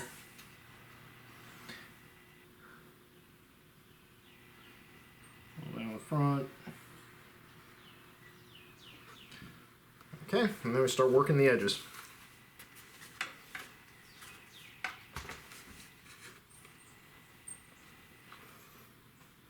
A little bit too much material on here. Cut some of this off.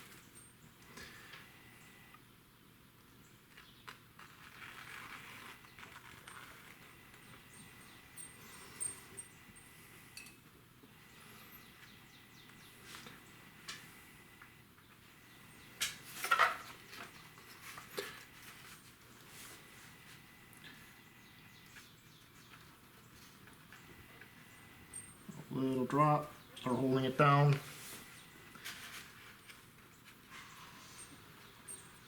Pull out any wrinkles that you find.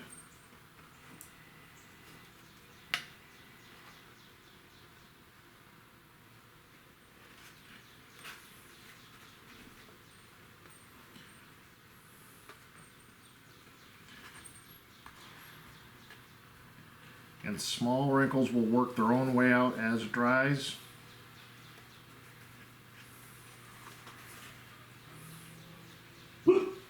Loose, chill.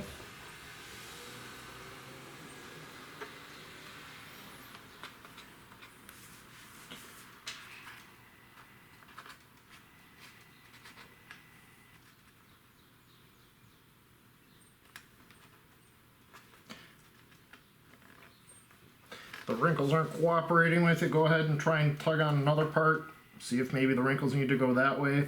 Let them go where they want to go. Don't try and force the issue with them. You're not going to win. You're going to rip the tissue or give up or do something.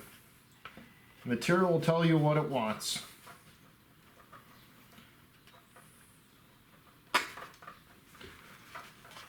Keep it wet. On a day like today, water's evaporating out kind of quick.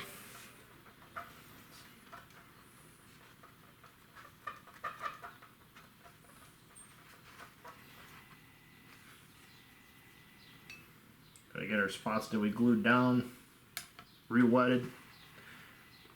Try and pull a little tighter. That might work.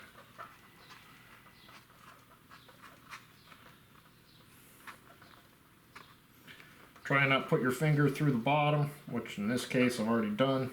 Well, I already covered the bottom. I didn't put my finger through it yet. But be mindful. Might have to work out some of the wrinkles from the top side of this patch. That's looking like it might be the best alternative here. So we'll just glue it down here. Make sure it sticks.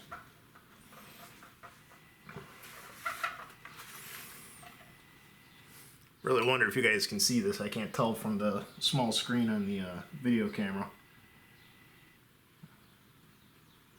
Getting it wet up here.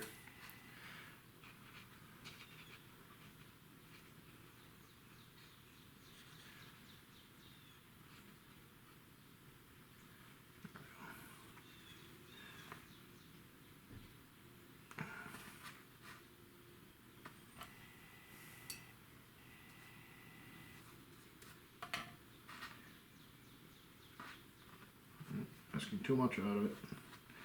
If you start ripping it, as soon as it rips in one spot, you're done working that spot. Don't overwork it. It's like if you've ever done body work and the metal starts to oil can on you, you're done in that spot. You can't really do anything else. Unless you can have a shrink or stretcher and you can shrink the material back to where it needs to go.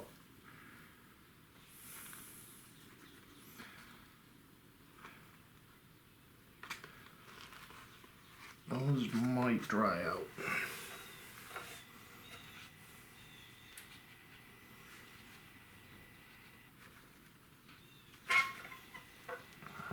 Of course, I might also be fighting myself because I don't have the entire edge doped down yet. Well, let's try that out. Maybe that'll help me.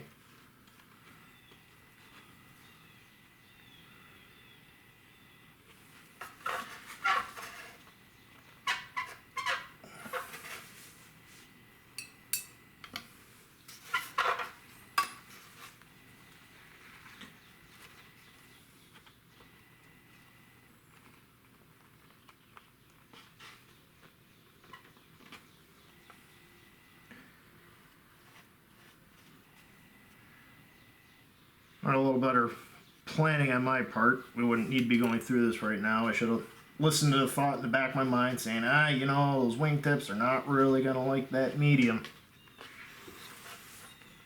Could have tried to do it like we're doing now with the medium. I could have tried doing the wingtips in separately from the rest of the wing. That may have worked. Maybe next one I build, I'll give that a shot. As the medium is just so much more durable than the light.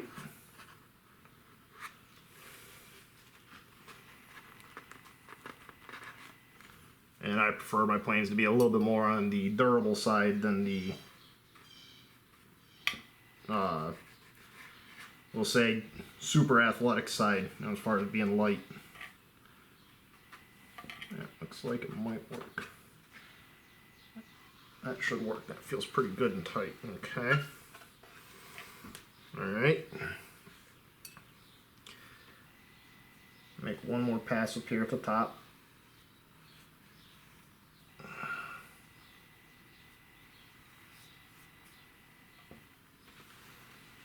Sunk down a little bit in there. That's alright.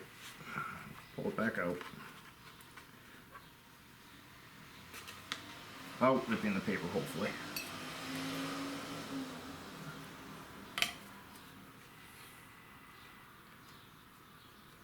There we go.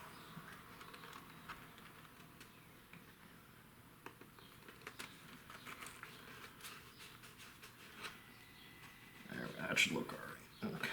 So now that we got this down all nice and tight and sealed up, now we got to get it into the wing. So what I'm going to do is I'm going to mist, because I did this to the other side already. I'm trying to control any warpage. I really hope I'm not going to wind up with any washout or anything like that on the wingtips. But to get this rough edge now to blend out into everything else,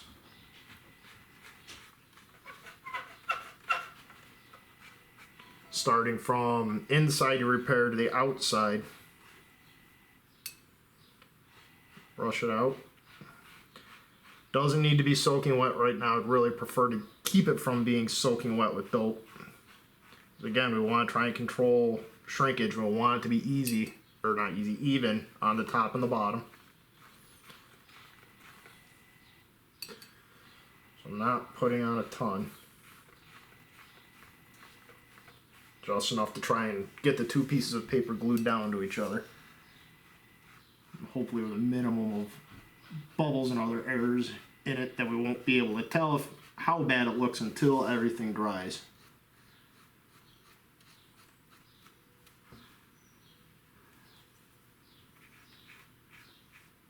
Rolling down on top of itself right there.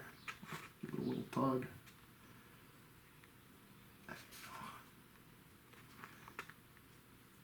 There we go. That's better.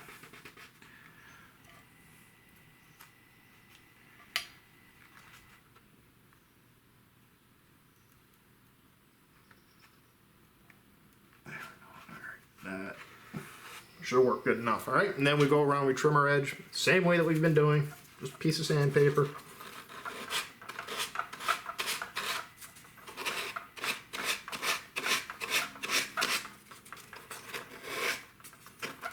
You can see how the tissue falls away. It's also generating our nice little feather edge all on its own.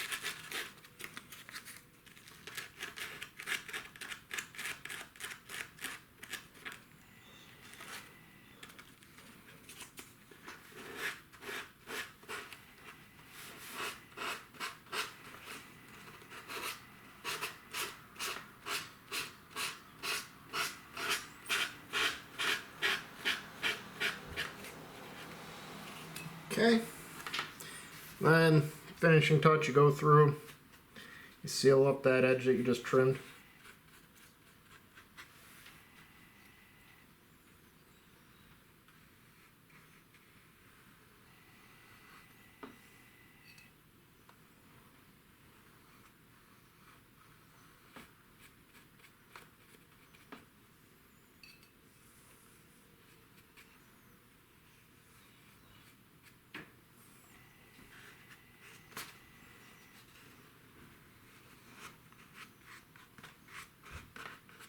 There we go.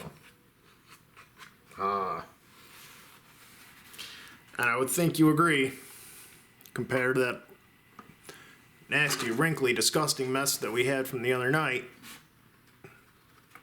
that looks a whole lot better. Wouldn't you agree? Alright, so this side's done for now. You can see the repair right here again because there's layers of tissue, but when you run your finger over it, you can't really feel it all that much now. That'll get even better as we go through and we start coating everything with dope, because next step, we're gonna have to start coating the open bays as well, and it'll help draw things together a little more.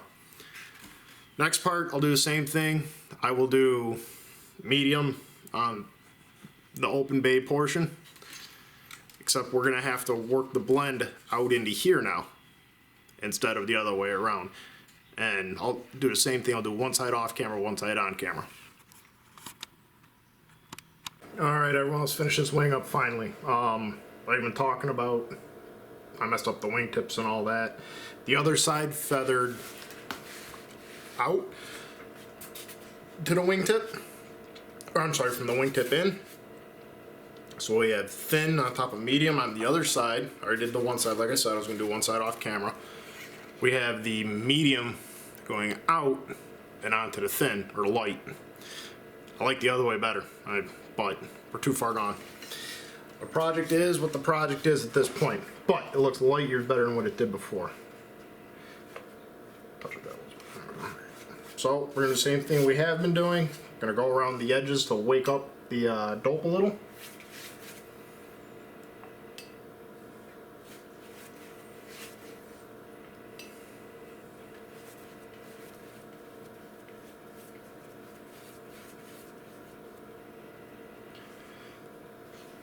It's pretty warm out tonight, about 80 degrees, and I don't want to turn the air conditioner on yet. Way too early for that, so we're enjoying it. And as a result, just means I gotta put the dope on a little bit thicker, so it gives me a little bit longer working time while it's woken up, for lack of a better way of putting it. I'll also leave the paper a good bit wetter than I did last time. Again, because of the heat.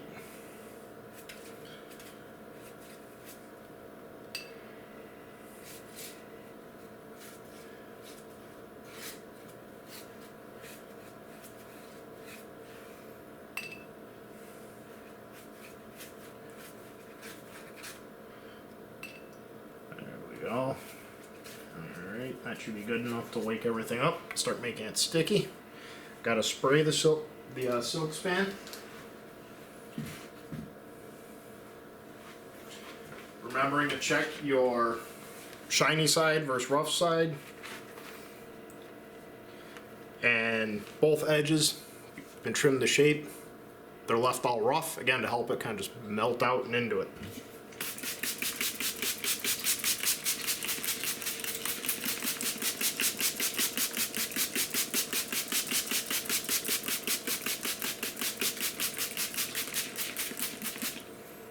Go.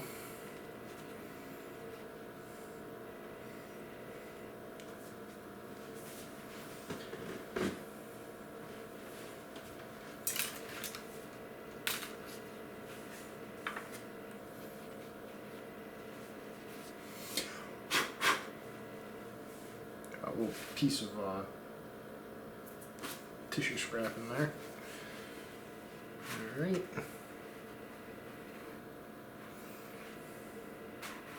Put it down where you're happy with it.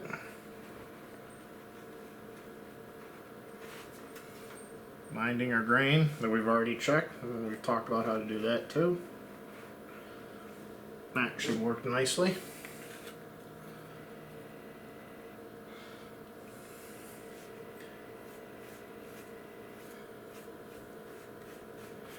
Same thing, start laying it down on the edges.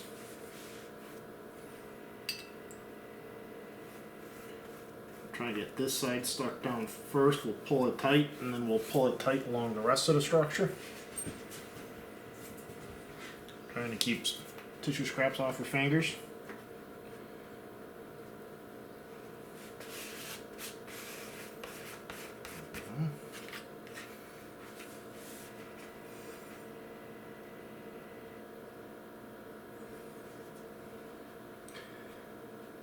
found sometimes tacking it down in the corner before you go on to go a couple of bays at a time. Sometimes that helps keep a little tension in the system for you. Work smart, don't work hard. If you notice something's working for you, fine, use it. Absolutely. Works for you, it's all good.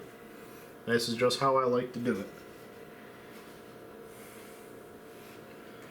Ooh, yeah.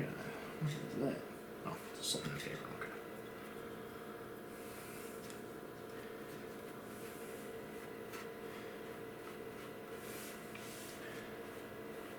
Again, we'll go about the size of 2 bays at a time going up this.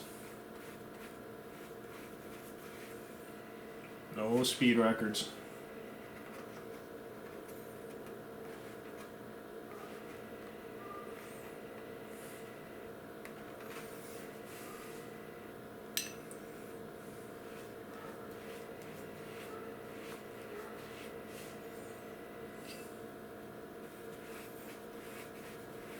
Oh, again, be sure if there's anything you would like to see or you would like to suggest I do different for the videos. If you think I'm a little too long-winded and want me to shut up, you can of course say that too.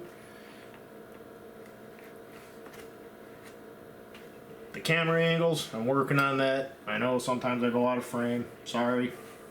Try not to. I'm gonna work on a better setup for that. Hopefully we can, me and the other guys on the Facebook page, start bringing you more and more videos.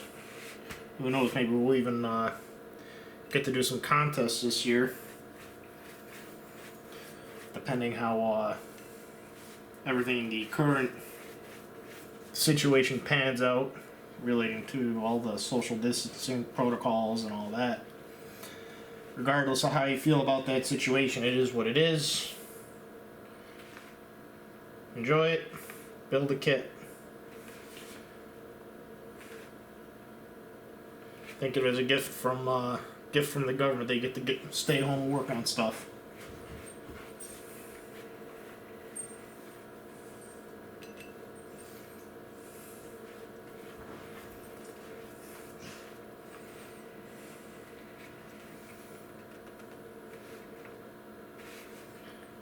Keep on pulling all the little wrinkles out, a little bit at a time.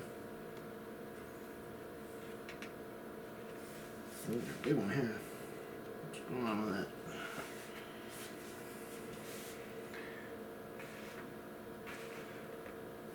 Work that out to the end.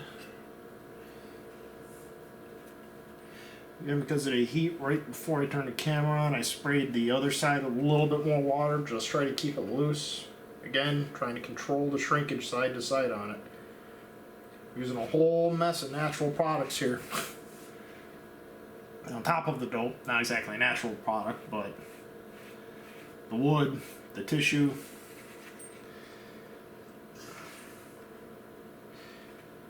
As we all know, natural products just kind of like to settle where they settle. So try to get it so it doesn't argue with you while it's in the process.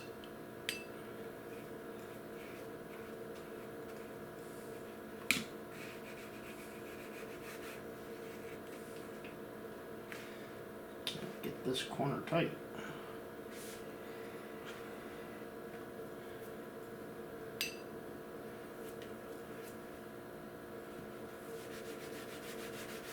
There we go. Alright. Now we're going to go through, we're going to make another lap just to make sure. And give it another little gentle spritz to both sides. Again, just trying to control the shrinking.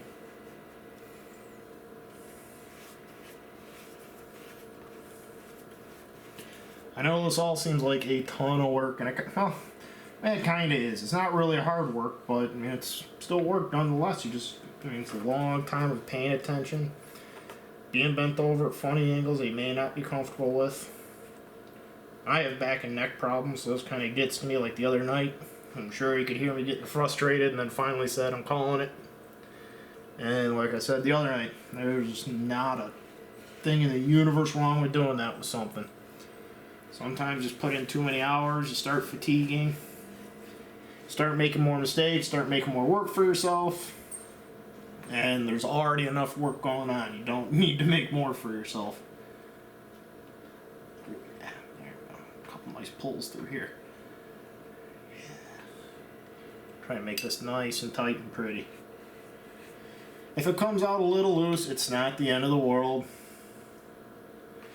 It's not like your model's not going to fly. It might make some pretty neat noises, and the covering itself will actually fatigue from flapping around if it's that loose. But I think it would be hard pressed to make it loose enough that it just wouldn't do anything for you. And it's a skill just like anything else. You know, I haven't done many of these in tissue and dope quite like this setup. That's why I fumbled a little bit on that wing, or the wing tips. The last time I did a streak wing, I used monocoat, and that was a disaster. That didn't look, well, I should say, it looked alright. It wasn't great, but it was alright. One before that, I used monocoat. That one actually turned out alright. I was kind of proud of the wingtips on that one. I was kind of impressed with myself how well that turned out. One before that was Polyspan, which is kind of like a hybrid between the two.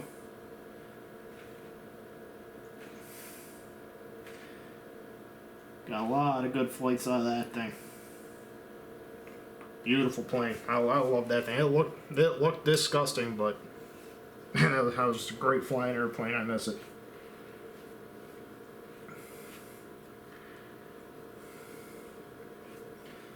There we go. I did my Gypsy all tissue and dope. That was my first full fuse stunt plane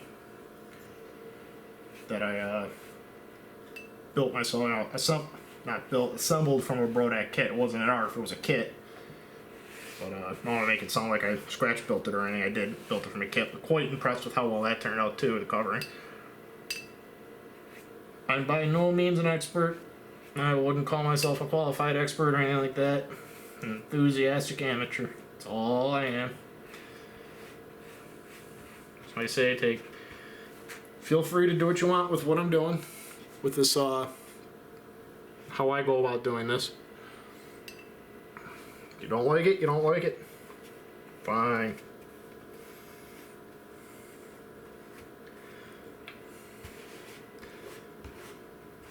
But hopefully you at least decide to give this a shot if you've never done it before. Because you see, it's like, oh man, this guy can do it, anyone can do it. And it really is that simple. I'm by no means a carpenter or seamstress or anything like that.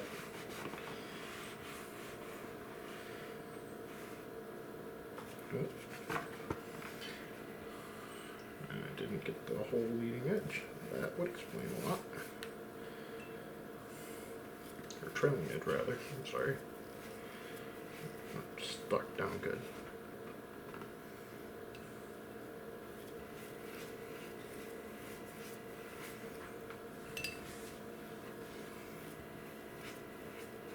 Man, it's warm in here. I'm gonna spoil myself tonight. I will turn the air conditioning on if it stays this warm.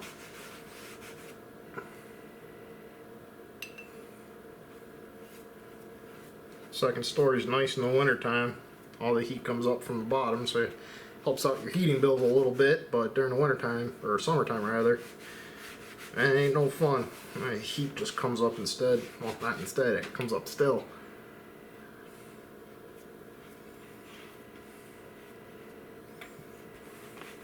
There we go. That's looking better. Okay. Alright. Now we can go around trailing edge. Make sure this is all stuck down good. Oh, I'm sorry. I've been out of frame forever there. My apologies. Should look up more often. Not be so engrossed in my work. I'm sure my family would say the same thing too.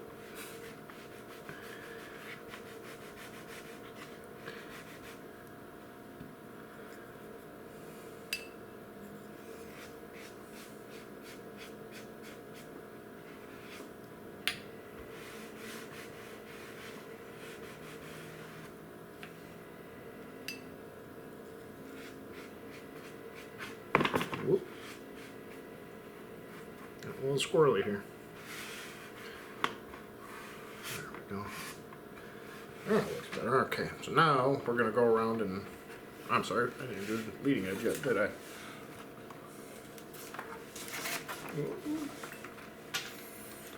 Push rod wants to hang up on just about everything.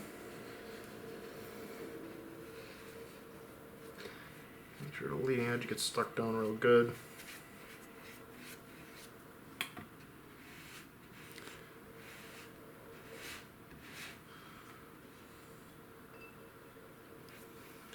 I know this is going to go out of frame here again in a second. Trust me, I'm just doing the same thing, going up into the middle of the wing. Same thing we've been doing. Roll the edge, get that dope down inside the paper and through the paper.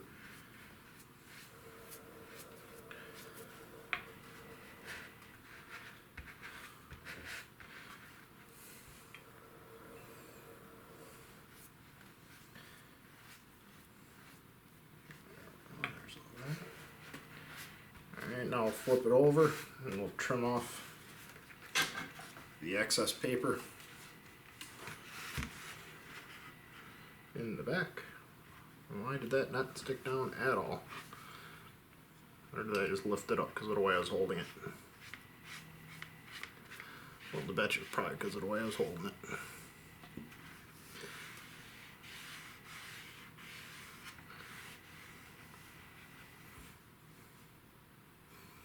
I've seen some guys go through and they just use a razor blade to cut this to trim it off and then just lay down the hard edge. I think it's a little bit easier in the long run to sand it off, so then you're not worried about trying to bury your edges in dope. Again, work smart, not hard. Remember hearing a joke about mathematicians that they work so hard to try and figure out the easiest way of solving their problems. And that's all their jobs pretty much come down to, is trying to work hard to figure out how to be lazy.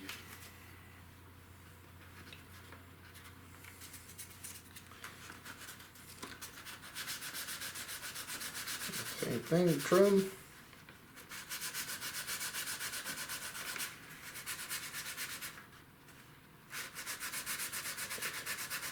Ever so lightly sanding it.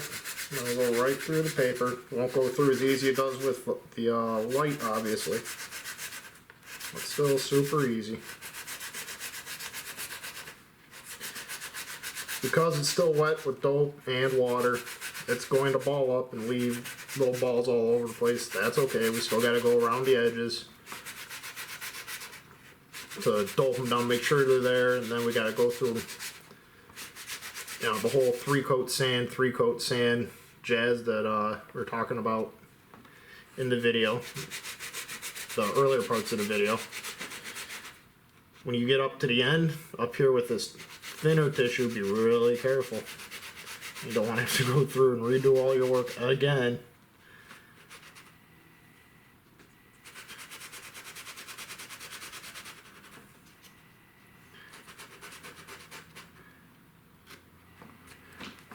That.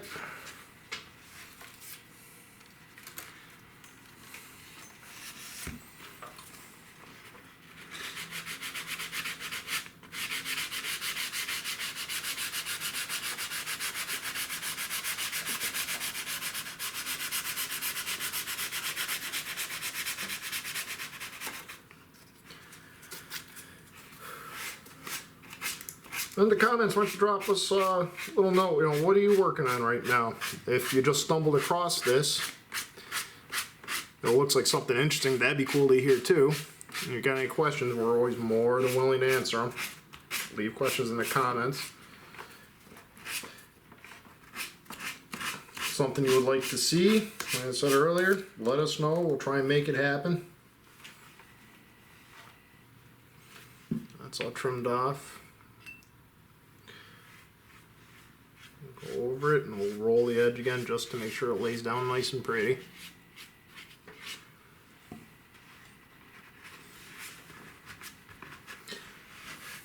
Don't be afraid of using your hands. I know I keep on saying that, but it's the truth. It's the easiest way. I mean, nitrile gloves will stand up to dope, I believe. At least I know they stand up to lacquer thinner from working in paint shops and cleaning guns just around the house for spraying. Remember, no hobby's worth your health, so if you know you have an allergy to any lacquer product or anything like that, protect yourself. Don't want to hear any complaining. And it even says it right on the can of the stuff too, so.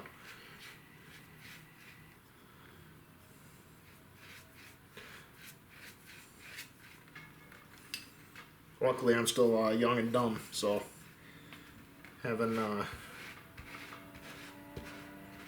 had the opportunity to really screw up my body too badly yet. I don't have too many allergies.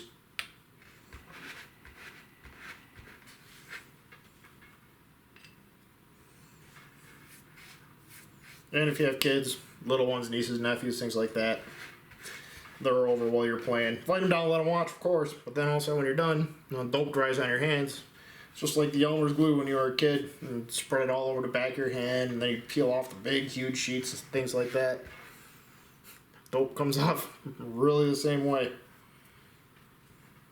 Kids love to pick that stuff off. Some people get grossed out, but whatever. Okay, now we're going to work on these tips a little bit.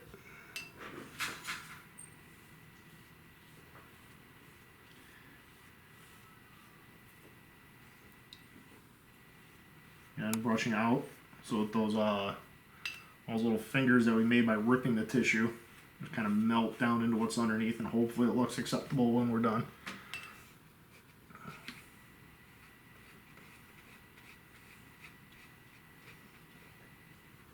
I think I'm just gonna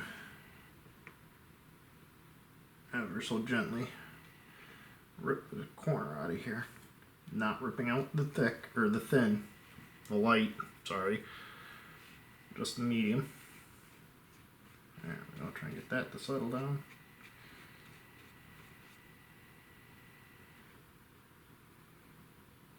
Might have a couple little wrinkles on that, but like I said, again, it's going to look a ton better than what it did to begin with.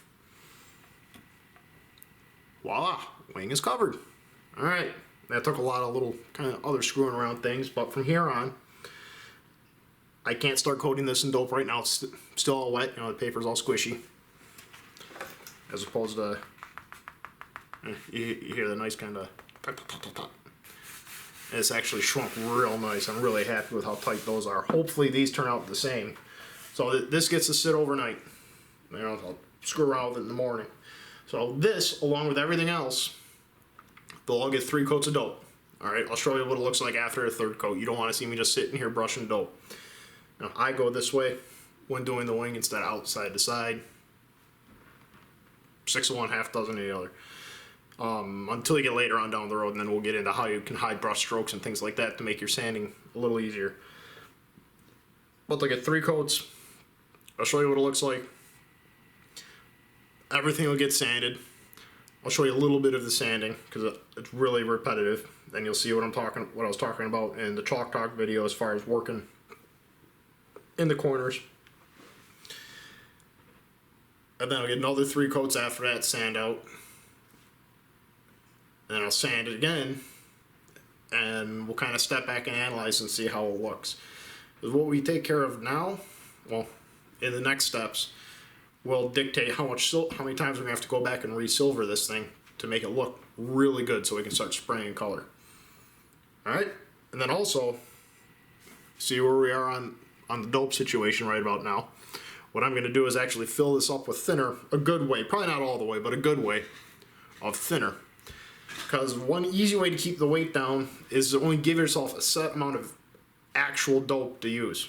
When I first filled this up, it was filled halfway with thinner, halfway with dope, and then after a couple of steps, I would fill it back up to the top, So right about now, this is probably maybe about 45% dope or so. I started thick on the wood. I started at 60-40 and then just reduced it a couple times as I went on to give myself more product to be able to lay down while not really actually putting less dope per coat on the model because all the thinner just evaporates out of it. If you add dope to it rather than just the thinner, well, your mixture gets really thick and it doesn't want to cooperate with you and it takes forever to dry, but it also gets heavy. You don't want all that useless material in there, and you don't want to make yourself a ton of work sanding it back down to where it needs to be. So that's where all that stands. And if something happens that winds up behooving me to bring that up and show it, wrinkle might show up in there. I didn't pull it tight enough. Oh well, it is what it is. But where was I? Yeah, where it would help to show you. I'm gonna try a couple. I'm gonna reduce it a bit and see how it works. I might have to add some talcum powder. I'll go over that. Adding talc to see how good we can get this to fill. I'd rather not have to go through a sand out process 5, 6, 7 times. But sometimes that's just what the project requires. So take it easy. Keep learning together. Hey everyone, just wanted to show that this is what you should be looking for after this was actually, was this 3 coats or 4? This was 3 coats right after we had applied it. We're going for our first sand out, but you can see the wood just has a really nice gloss to it, almost a luster. And what's cool with the light is that it really kind of doesn't even look like it's there once the lacquer starts soaking through it. But the whole thing, real nice luster. Back here looks a little weird. Got the light. That should sand out fine, but we're still going to do at least another coat after this if we're lucky, but probably 2. So again, that's what it looks like when it's ready to go. And then when you sand it out, you see how all the shine is just knocked off of it? It's all evenly dull. Try and sand down as far as you can until you start breaking through in a couple of spots. It happens. Up here, broke through a little bit here, but that's why we're putting more coats on too, to get rid of all those filling all the valleys. Sorry, right now we're knocking off tons of mountaintops, so now we got to go down and fill the valleys again. We're sanding this with 320 again because we're just, even though it's fine sandpaper, now we're in the roughing operation of finishing, so we're just getting it all taken care of. And here, it sounds a little different too. Alright, keep sanding, have fun, let's keep learning. Alright, for those of you that are curious, and I'm actually kind of curious here too what we're going to do.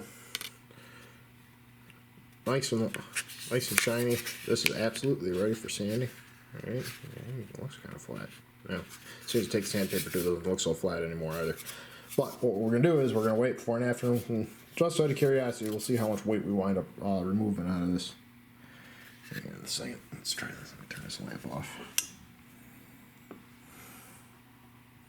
There we go. Alright. So this is in grams. 859. Alright, let's see what it is after we sand it. Alright, everyone. Let's see what this turned into. I think it was 859, right? Oh, come on. Light turn back on. There we go. Come on.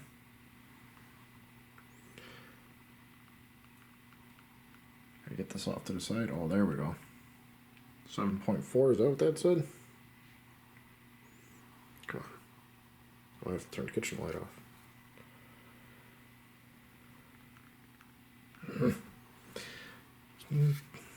Turn that off. Whatever. Hang on. Let's do this. Alright. So, seriously? Alright.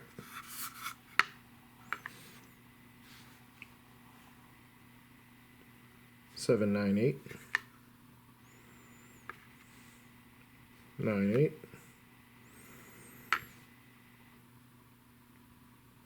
6. Oh, that's not right.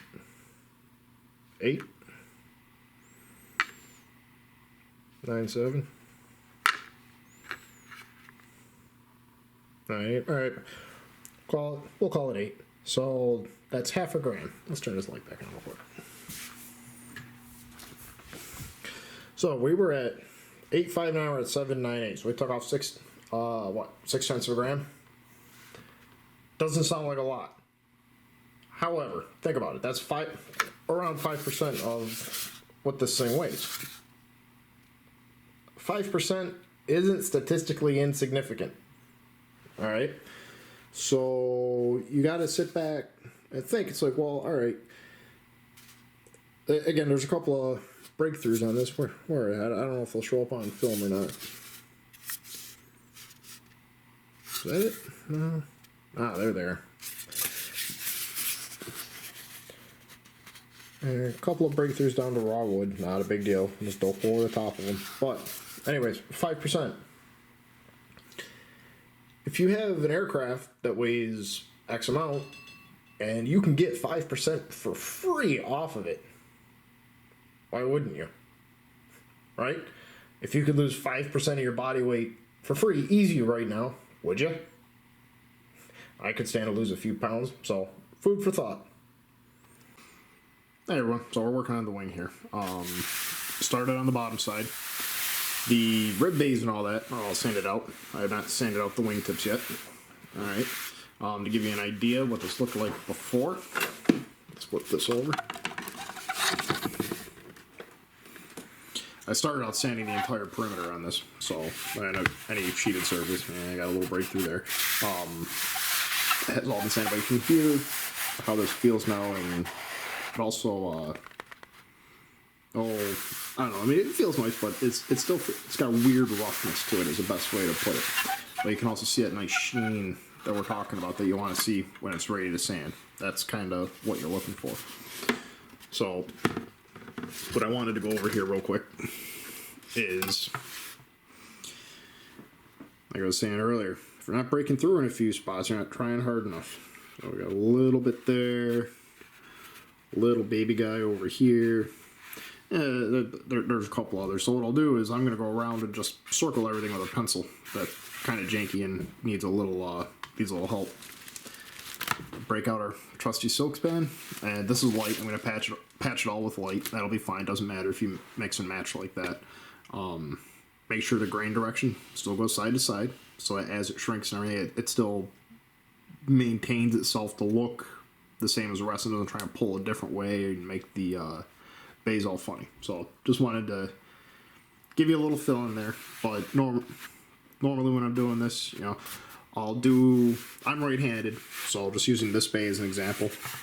I'll start here, I'll do all this, then I'll come up, do this, down, and get whole mess of the middle portion of it. I go down the entire side like that, then I'll flip it around, and then I'll get everything that I couldn't reach before. So, I'm getting in here, I'm getting in there, because I like to work where I can see it going up and into it like this, instead of kind of working down over the top and pulling in. That's just the way I like it. But, yeah, so that's where we are. Let's keep learning. Alright, everyone. So, like I said, I just took a couple little pieces of the light silk span. Same thing we used on the tips.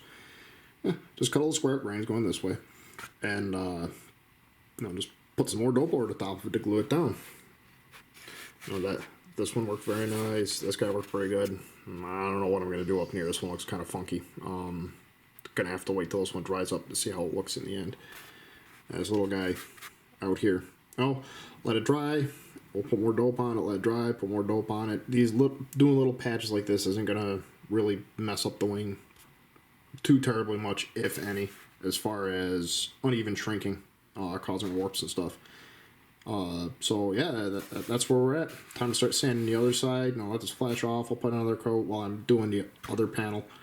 So I'll start with which panels this is the underside of the outboard wing. So I'll start on the top side of the inboard wing. And so this is hanging off the edge of my table so it can flash off on its own. Put another coat on, 15-20 minutes. Just keep working it and we'll see what happens. Alright everyone, just a quick update here. We left off, I was sanding it. So this is sanded and this is one more coat of highly thin dope put on it. Like I was saying, I have a little, I'll just keep adding reducer to it as I need more. But, whew, man, does this feel good. These patches still going out nice. Don't really feel them. Needs a little attention right here still. Brushes, like I was telling you, bane of your existence. And then I noticed one more spot that I broke through while I was sanding. So another little patch right there. Always try to go across where the break is. There's just a tiny little slit right here. So you want to go from a tight section to a tight section. Try not to let it droop in, just like up here. You know, it split right there. So bridge from a tight to a tight. Same here, tight to a tight, tight to tight. Just that way, so you don't wind up any weird, goofy little craters. But ooh, that is so cool when you start to be able to see through it and actually kind of see your work. So yeah, that's where we're at. Get more at it tomorrow.